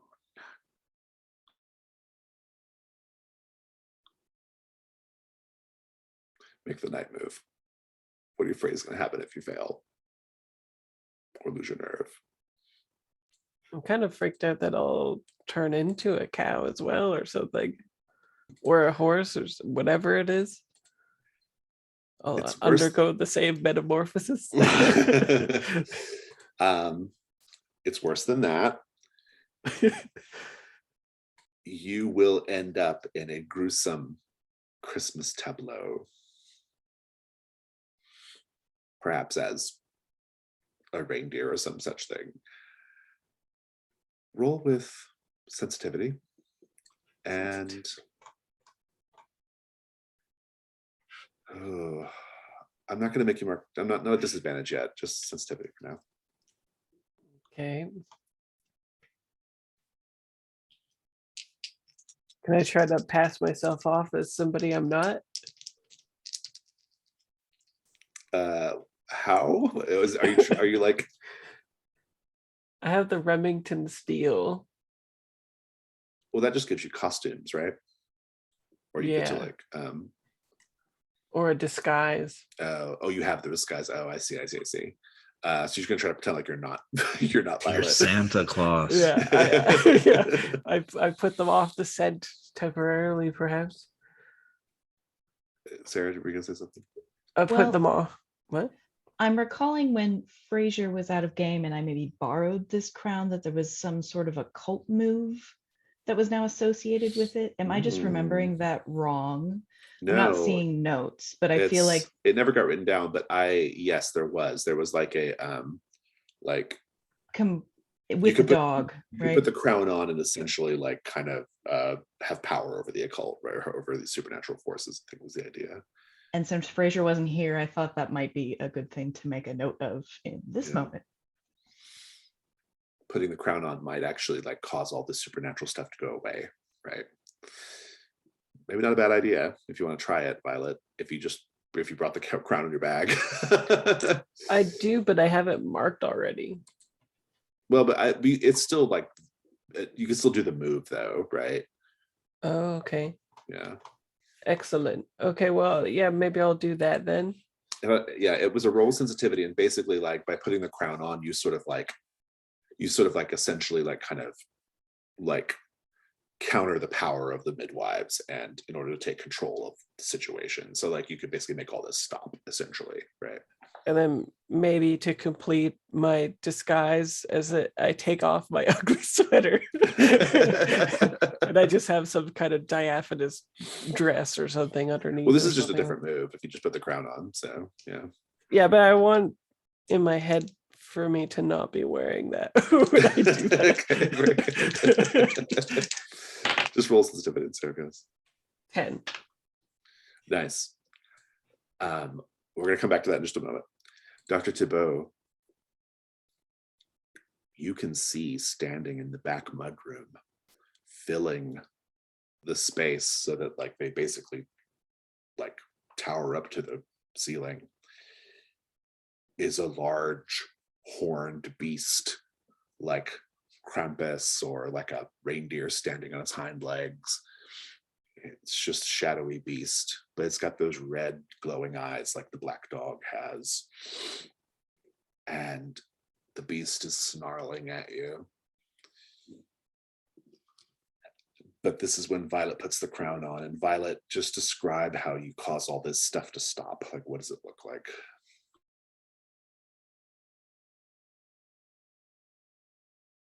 I put on the crown, and then my eyes are pulled towards a mirror, and in the mirror everything looks normal, and then when the camera pans away it looks normal again.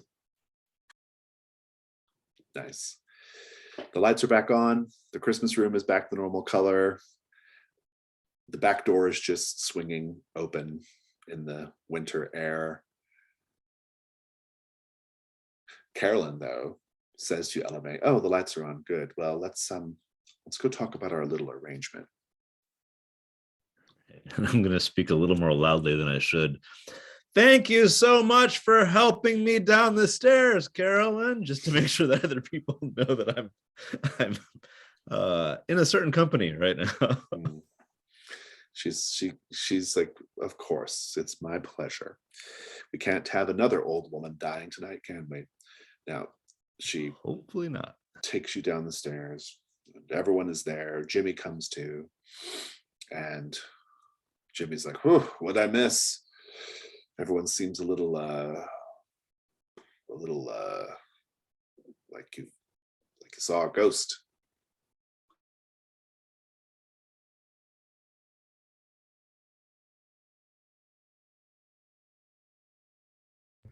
It's probably for your family, Jimmy, just another Hawthorne Christmas. Right, says Carolyn. Well, we've all had a lot of fun. Just an evening full of suspense and thrills. I'm sure the police are going to be here very, very soon. And I think at this point, everyone, we need to just go ahead and decide that, well, we don't know for sure that someone actually strangled Aunt Amelia. In fact, I think it's probably more likely that she just choked on a snickerdoodle or some other such thing, some other Christmas treat. And it's a sad thing. It's an unfortunate thing. I feel really bad for Magdalena and Chestnut the Fourth, the only two people here who actually cared about her. And I'm sure Uncle Thomas and I will be able to get everything related to the estate sorted out. And you lovely ladies who are here joining us this evening, I'm sure you'd be happy to go along with this version of events, yes? Should we theorize, everybody? Am I getting my cards read, or am I trapped in the Christmas room with potentially this murderous bitch's husband? I think maybe it was both. It was all happening at once, maybe. I don't know. We kind of got a little, Awesome. we got a little jangled up there, but it's okay. Yeah, so We've got 8 clues, Got a lot of complexity clues. 7, so if we can work them in.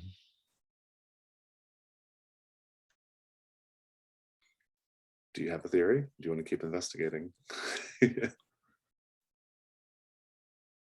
Well, we do have a whole bunch of nefarious stuff. And the ornament mocks Thomas, and Thomas is the nephew that was cut out as well, right? No, Thomas is Amelia's brother. He was cut out of their parents' inheritance. Amelia got all that money, but he was her financial advisor. Oh, who is the nephew that's cut out then of the family portrait? Oh, Avery. that's Avery, Carolyn's the nephew by marriage. Yeah. Carolyn was the one that just came downstairs spouting, everything's fine, let us Yeah. go away. It's her husband, It's her correct? husband. Yeah. Mhm. And Who- they are Skylar and Everett's parents. Right?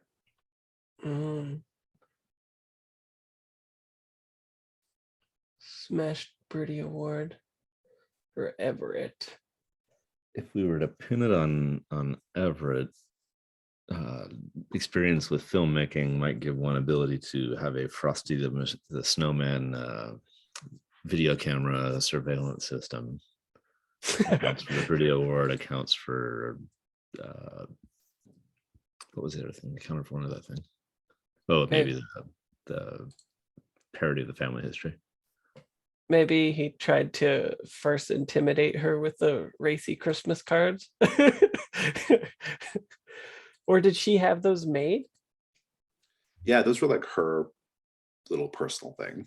Yeah. Oh, okay. Maybe that was the inciting incident, the last straw that broke Everett. I mean, Everett doesn't have any reason. Everett, it's like, a family tradition. You need to Everett send has these no out motive. to everyone. He's No, an extremely, Mom, no. He's an extremely rich actor, a very rich actor with a lot of success. He has like no reason at all to like have done this, right? Well, that's I mean, why if he's anything- the perfect one. I mean, if anything, the way Carolyn's talking now and her saying that she and Thomas are going to handle the estate, that's far more suspicious than anything Yeah. Everett's done. Yeah. Yeah, I mean, pretty much everyone but Everett and Skylar have like loads of motive. Like, although Skylar you did get like a little tinge of like jealousy with her brother, right? So you could maybe see she might have shattered the Brindlewood Award, but that could just be a red herring. So who knows? In any case, let's take a little break. We'll take a longer break. So if you all want to like kind of think about things or theorize off the clock or whatever, we'll take like 10. We'll come back in 10. Cool. Okay, so let's theorize here. Let's review the clues. We have a family portrait with Avery Partridge very, very conspicuously cut out of it. We have Jimmy Hawthorne with his plane ticket to Rio de Janeiro. There was a trust established for Chestnut the Fourth. A bundle of racy Christmas cards featuring Amelia and some old beaux. We have Everett's Smashed Birdie Award. There is a parody 12 Days of Christmas that is a scathing indictment of the Hawthorne family. There's an ornament mocking Thomas, emasculating Thomas vis-a-vis Amelia. And we have the paper mache Frosty the Snowman has video camera eyes. Yes, Annie Murphy, thank you, Ben. So what do we think? I'd like to make a strong case that Avery Partridge is our killer. I think that Carolyn was the one that met us on the doorstep and was saying a lot of like, here's how she was strangled. Apparently they tried tinsel, but it had to be like she's kind of coping with the shock of it. Yeah. And then somewhere between then and now, where she's talking about how she and Thomas are just going to sort out the estate, she and her husband, like she must have figured out that her husband did it and has now changed her tune. I think Everett's Smash Briddy Award could just be as simple as a father's earnest jealousy for the success of his son when he can't get his own shit together. There is an argument earlier in the chat when we were kind of pseudo theorizing off stream that there might have been a mad scientist who was in charge of all of the chestnut clones. I think that not only is that true, but it's actually Jimmy Hawthorne has done all of the genetic work up until this point, and that is why he can afford to go to Rio de Janeiro every year, as he's kind of folded into the dog trust. Oh, I see. He's like he's actually closer to Amelia vis-a-vis the dog. That's intriguing. So that's just a red herring then, that has nothing to do with the actual murder. I don't think so. I thought it was kind of interesting that like Carolyn said like that Hawthornes stick together, that this is about the Hawthornes, and Avery very conspicuously does not have the Hawthorne name. So maybe Carolyn was actually saying, I know who did it and it's Avery, maybe, I don't know, might have been a clue, but interesting context based off what you just said. Anyway, Sarah. Well, based on that first note, does anybody else have any kind of like thoughts? My one thing is thinking that maybe Amelia used to like the racy Christmas cards could be tied to the camera in the Frosty the Snowman. Maybe this is a production house. Oh, so Amelia was into some real like kind of very tasteful, very some stuff. Yeah, that's interesting. And it broke Avery.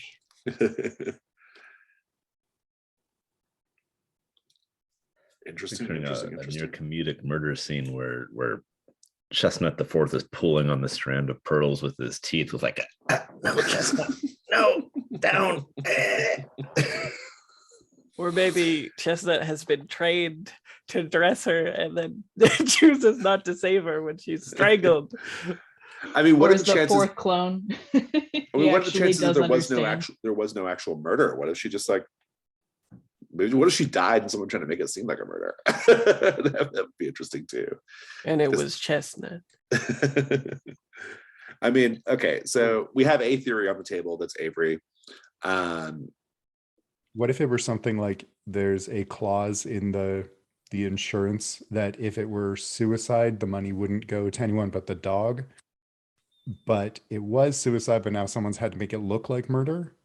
That's not a bad idea. Wait, that's fun. So the clause said what now? What did the clause say? It was like, if it was suicide, the money would only go to the dog. That's what the clause is. Oh, interesting. Like some sort of weird insurance. So she would like kill herself just to give the money to Chestnut, basically, to make sure that Chestnut got the money. Is that the thing? Or the insurance wouldn't pay out to the family in the event of a suicide, but the Chestnut clause was still okay. It would just all default to the trust, basically. Right. For yes. Chestnut. Yeah. So then Thomas would have known that. Thomas would have definitely known. And Thomas's whole line of family is represented here, right? Carolyn, the kids. I mean, yeah. I think we have a sort of murders on a train. Wait, no, not that one. The Agatha Christie one. I think everybody took a stab at this. Orient Express. In covering it up. Yes, thank you. Wait, so did she like die by accident or did she kill herself, do you think? I mean, like, is it is it just that like a suicide just like totally, if a suicide causes it to default to the dog, I'm just curious why it would be written that way, but I'm trying to figure out the logic. Well, as there's a no logic to it. particularly cantankerous old woman, she's going to have her way or the highway. And in this case, a highway is the suicide of like, my family's not getting anything. I'm going to garrote myself with tinsel. Wait, that's not working. I try the pearls and then, well, Chestnut, here you pull. And I don't know, but it's ridiculous. It's a little ridiculous. Yeah. Yeah, it's interesting. I mean, the idea of like it was staged to look like a murder is really interesting. And the idea of it being connected to the trust of Chestnut is also very interesting. Or if it is a suicide, but if it seems so, if it with the clause, as I understand it, which may or may not be 100%, what if the clause was there that sort of like predated the will before this suicide thing was in there, then it could have been so put in that everybody gets money except the murderer, which is why somebody would make it look like a murder instead of the suicide, right? Or why she would be killed instead of. Yeah, so like normally the way these like things go is if like the way a will would be structured is if the recipient murdered, if the heir like murdered the person giving the gift, then they don't receive it, like they're cut out, right?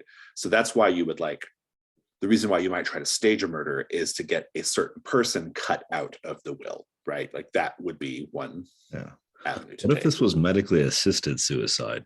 Mm-hmm. Family gathers around, so sad, she was terminally ill, in great pain, chose to end her life. So they're all lying about, they're all basically just like putting on a show here, essentially. They're all there, and then there's like, oh shit, she never changed the clause in the will for Chestnut the Fourth. Like, oh my god, the money's going to the dog. Everybody looks to the dog, and they're like, quick, make it look like a murder scene. And they grab the tinsel, and they're like, no, tinsel doesn't strangle anybody. Quick, get her pearls. The pearls are better. So does that mean somebody is going to take the fall so that everybody else can get the money, and then they'd cut the murderer in or something? Or they're hoping that there's just so much doubt over who the murderer is that they wouldn't be able to prosecute anyone, and it's. But at least because it's a murder, they'd be getting some coin, right, instead of Chestnut. Or they try to throw Hawthorne under the bus. I just don't really understand the Chestnut clause. Like, okay, so like a suicide clause in life insurance. If the person committed suicide, then the money doesn't pay out. Oh, so we're talking we're talking about an insurance policy then, right? That's where I was going with okay, it. no, I like it. So we'll say there's an insurance policy that essentially would pay out to members of the family unless she kills herself. So they have to make it look like her death was murder. Otherwise, the only one who's getting paid is the dog. Is Chestnut. Yeah. Otherwise, only Chestnut's getting, because then everything flows to Chestnut at that point, right? So that's really intriguing. That's interesting. Yeah, I like that a lot. That's a pretty good theory. In which case, they're kind of like all responsible, right? In a way. Orient Express, right? Like there's multiple murderers. Yeah. And I don't know if there's some sort of Clouseauian sort of somebody made it look like a suicide when they first murdered her, and then the next person comes in and it's Thomas, and he knows about the suicide clause, and he's like, no, that's the worst way. We have to, and then there's just like a revolving door of people coming in, and then hat on a hat, she died in her sleep, but was also murdered. Like that's what the story we've been getting since the moment we walked into this building. Yeah, and I like that too, because it kind of explains why all of the clues are so weak. And they all point to different people. They all there's no like there's no haphazard, no plan in it. They're just all trying to make it seem like different things, which makes it fun. Yeah, I like that a lot. It's almost like Carolyn wanted you to go upstairs, LMA, and search around and find stuff, like oh, look at these Christmas Yeah, cards. help us blame Ooh, somebody. Yeah. she was into some sick shit. And then it's like, oh, the 12 days of Christmas and we hate each other. And then, like, it's almost like this stuff was like put on for your, like, it was like a show, like put on for people, I like it. That's an interesting idea. We searched the garbage and we can see like the head of the thing that was cut off right there. Yeah, I like that everybody was in on it. And then it kind Avery of cut his own head out of the portrait. yeah, That's what I'm saying. Yeah, like they all kind of made it look like there was like a murder happened here, right? And but nothing really points to an individual person. And the real true clue here is the chestnut trust. That's the real like rub. Yeah, that's the true and I clue. like that that would mean that Amelia's protestations are kind of faux. Like she knows that it deliberately casts aspersions onto other people rather than it look like suicide, which she is somewhat asserting because she knows it's like a weak argument then. Because she was just saying that it was suicide, right? Carolyn. Oh yeah. Carolyn is like Carolyn. Yeah, Carolyn. Carolyn. Carolyn. Yeah. I think Carolyn's like Carolyn making this big pronouncement, like this is the story we're going with, right, guys? Like is just trying to make it look like murder, right? Yeah. That's very interesting. So let's go through each clue. So we think that someone cut Avery out and made it so that Ella May would find that. The ticket to Rio might actually just be a red herring. I imagine Jimmy just goes to Rio.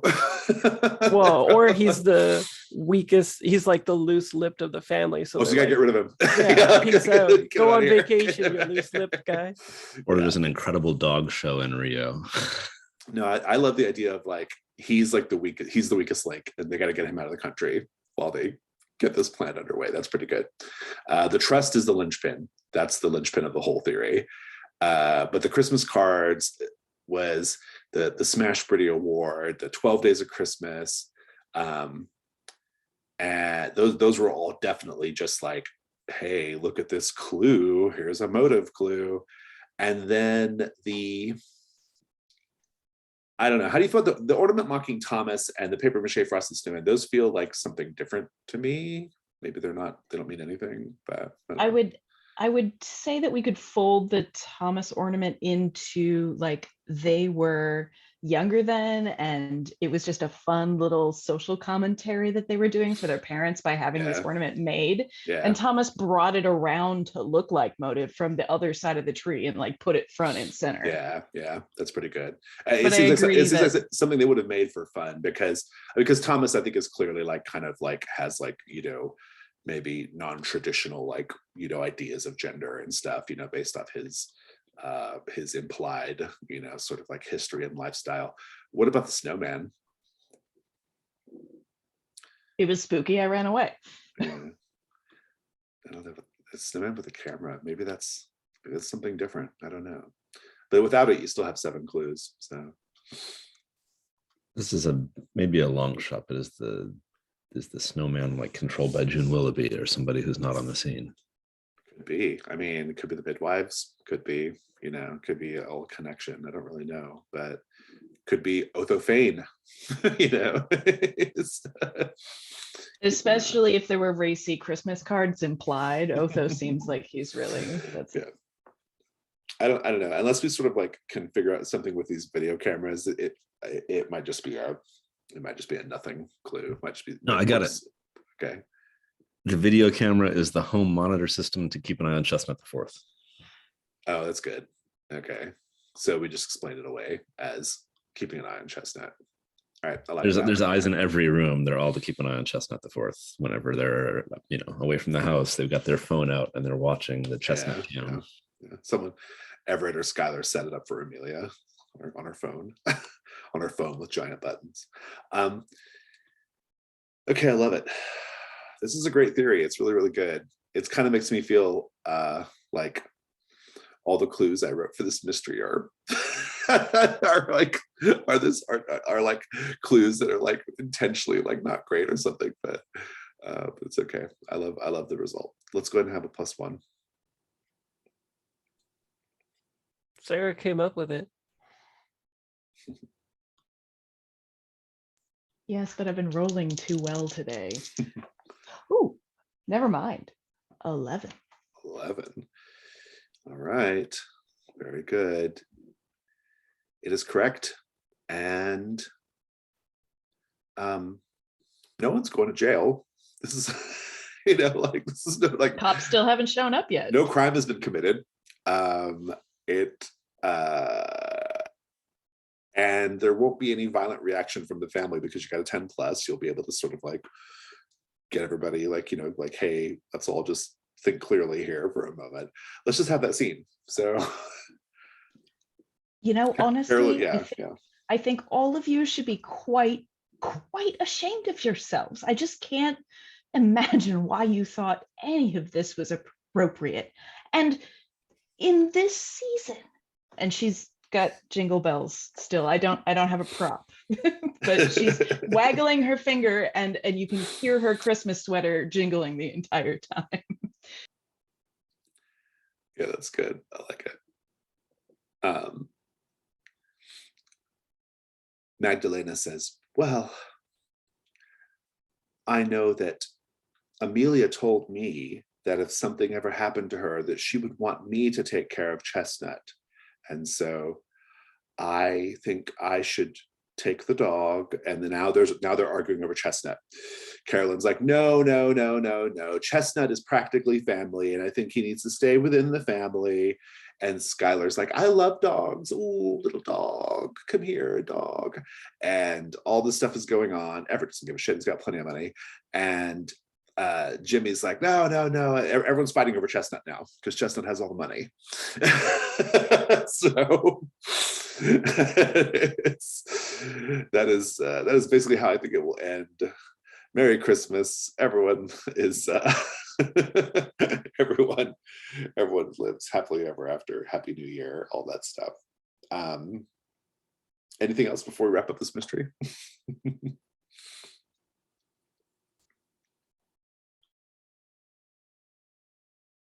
I don't think so. All right, I love it. Good.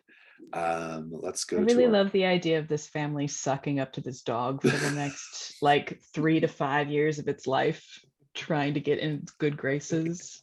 The cycle just continues. Absolutely. Let's go to our people slowly backing up to the jar of peanut butter and trying to stick their fingers in the peanut butter. Chestnut, you've always loved me. He loves Come me over here. best. Let's do end of session questions. You also have the mystery, so go ahead and mark that one. B, did you dote on someone or secretly undermine the authority of a local official? No, not particularly, I don't think. I don't think so. Dr. Thibault, did you dote on someone or share a memory of a late family member? Although, oh no, we have to do crown stuff. Does anybody have any crown stuff to do? Now's the time to get these questions done. If you need to. Who wants to go first with their crowns? I got flashback of my fondest memory of my late partner. I have 2 late partners. Let us focus on Hector, I believe. Yeah, Hector.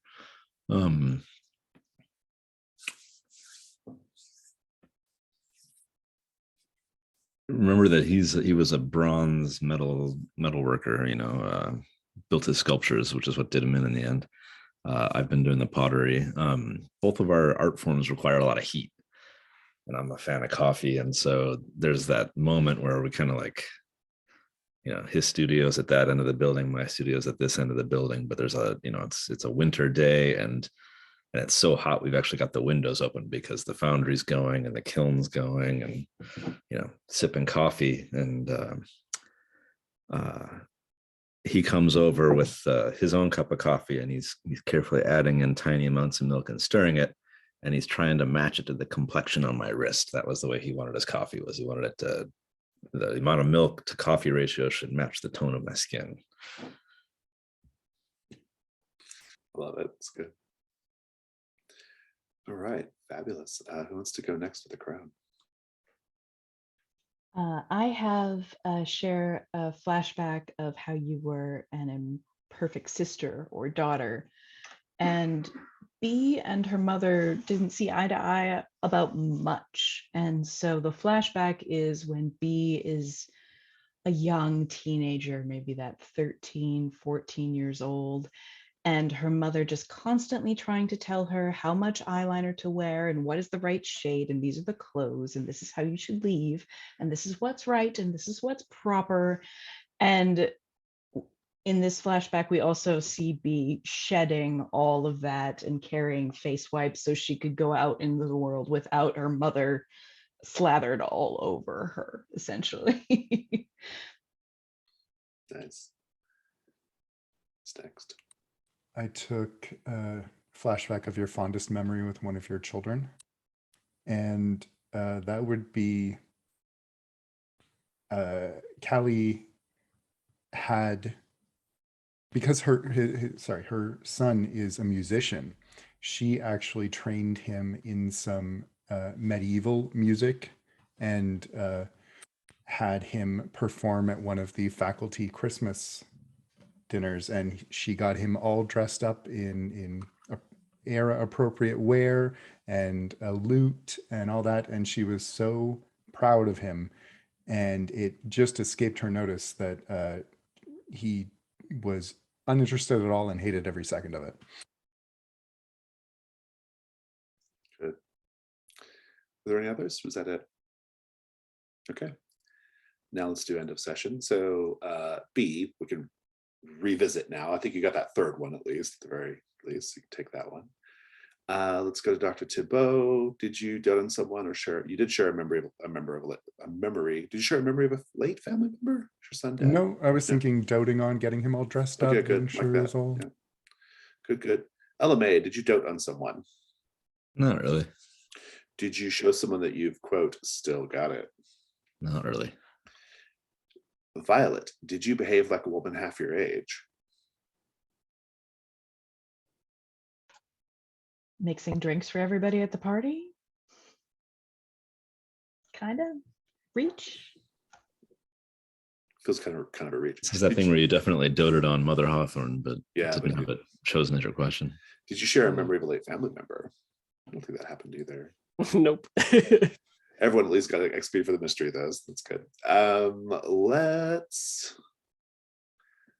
go to stars and wishes. We're up to 12 void clues, or not? Yeah, 12 void clues. We're getting closer and closer on that. Stars, things you enjoyed, of course. Wishes, things you hope to see next time. I think next time we're going to be doing. I think we're going to do the long dark tea time of the soulless. That's the one that goes back to that bed and breakfast, which is fun because we have some history there. So I think that'll be fun. And so that's my wish to kick off with. Stars, had a great time. I love this mystery. I love running it. I just love the characters. They're very, very fun. It's a bottle mystery, and that's fun from time to time. And I enjoyed everyone's descriptions of like the Christmas room and the chestnut room and all that stuff. That was really, really great. And just the angles that everybody took with like interacting with the different family members was really fun to watch. I enjoyed that a lot. A personal star for myself for Avery Partridge being into World War II history when when history came up. Just because that's a sort of a cliche thing for men to be into. And yeah, so I had a good time. It's great. And it was fun to play with you all after a little bit of break.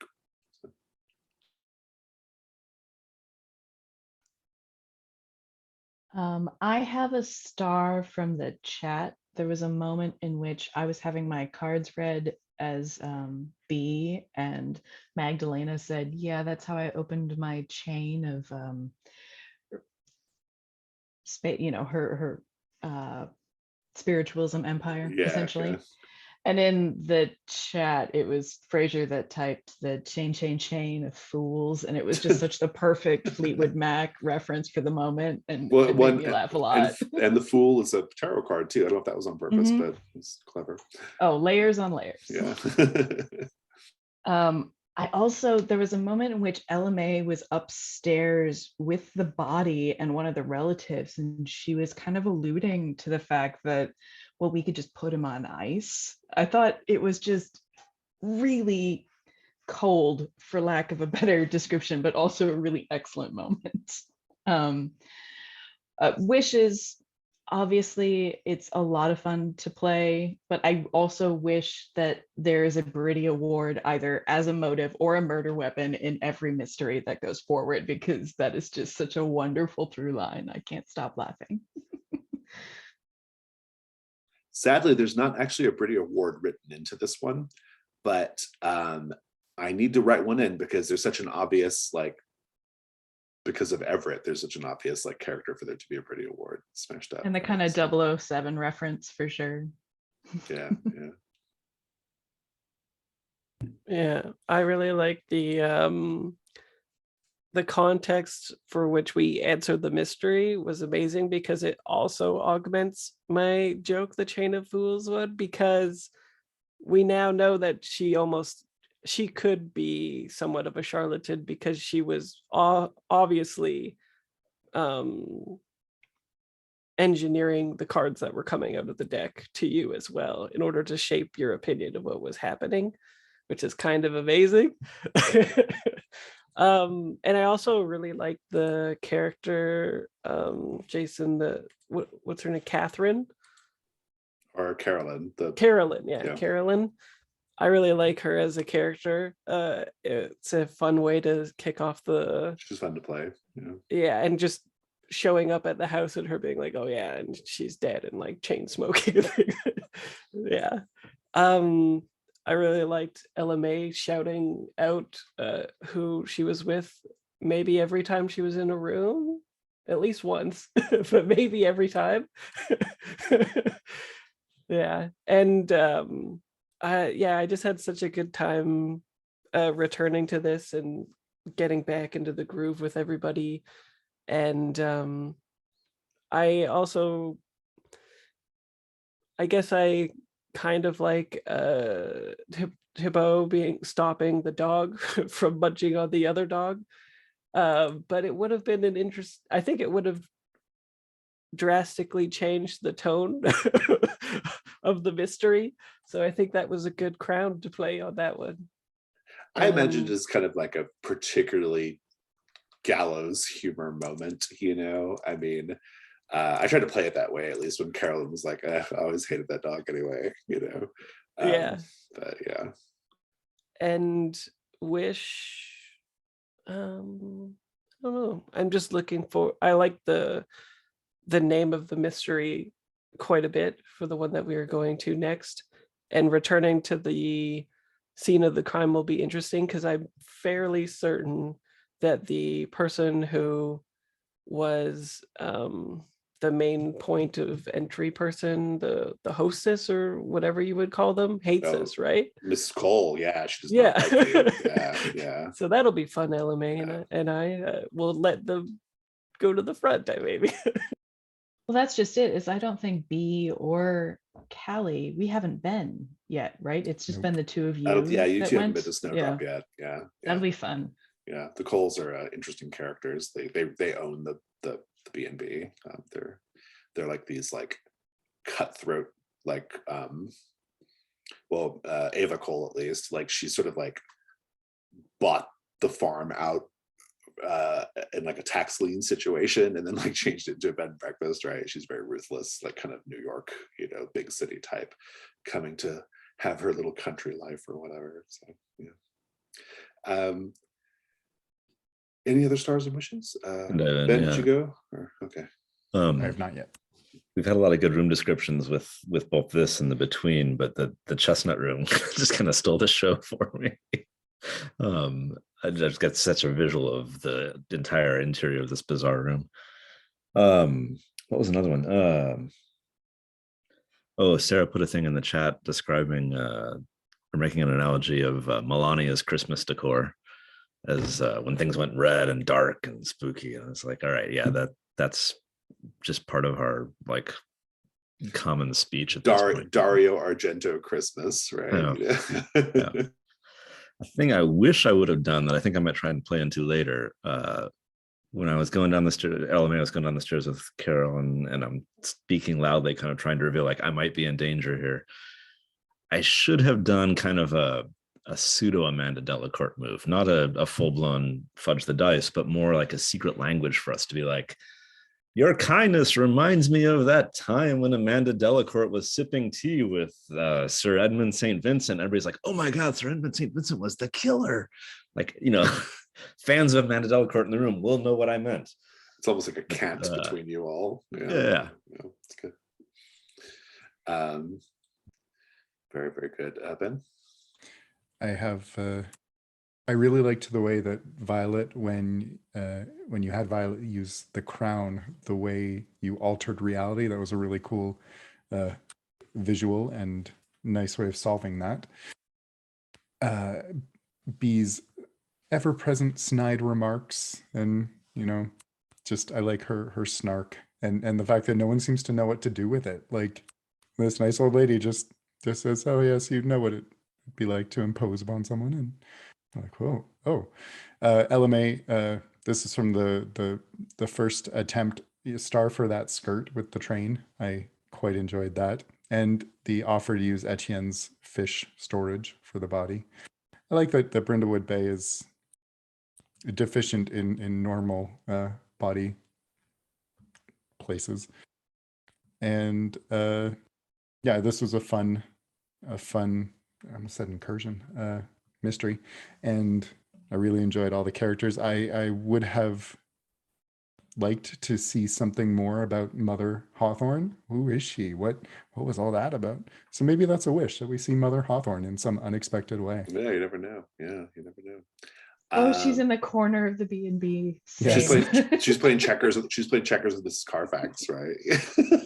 Like, how did she get here? Who dropped her off? She's the original midwife. Yeah, it's good. Also, this is one thing I observed in this one is that Chestnut came out okay. In fact, Chestnut came out on top in this particular run of it. Whenever I've run this in the past, Chestnut always ends up dead because of the joke, Chestnut roasting on open fire, right? Like that's the whole joke, right? Oh no. Yeah.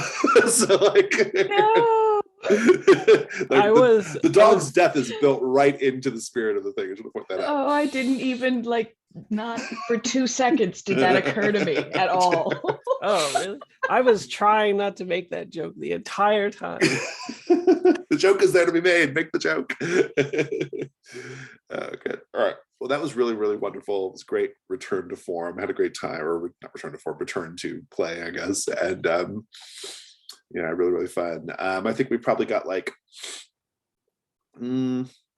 Long Dark Tea Time is probably a 2-session mystery. It tends to be. And so that will probably be the last one we do before the Void mystery, but I don't know. Maybe not. There's another logical one to do after that as well if we need to, but we'll see how it goes. In any case, it was great fun. I'm going to go ahead and stop the recording.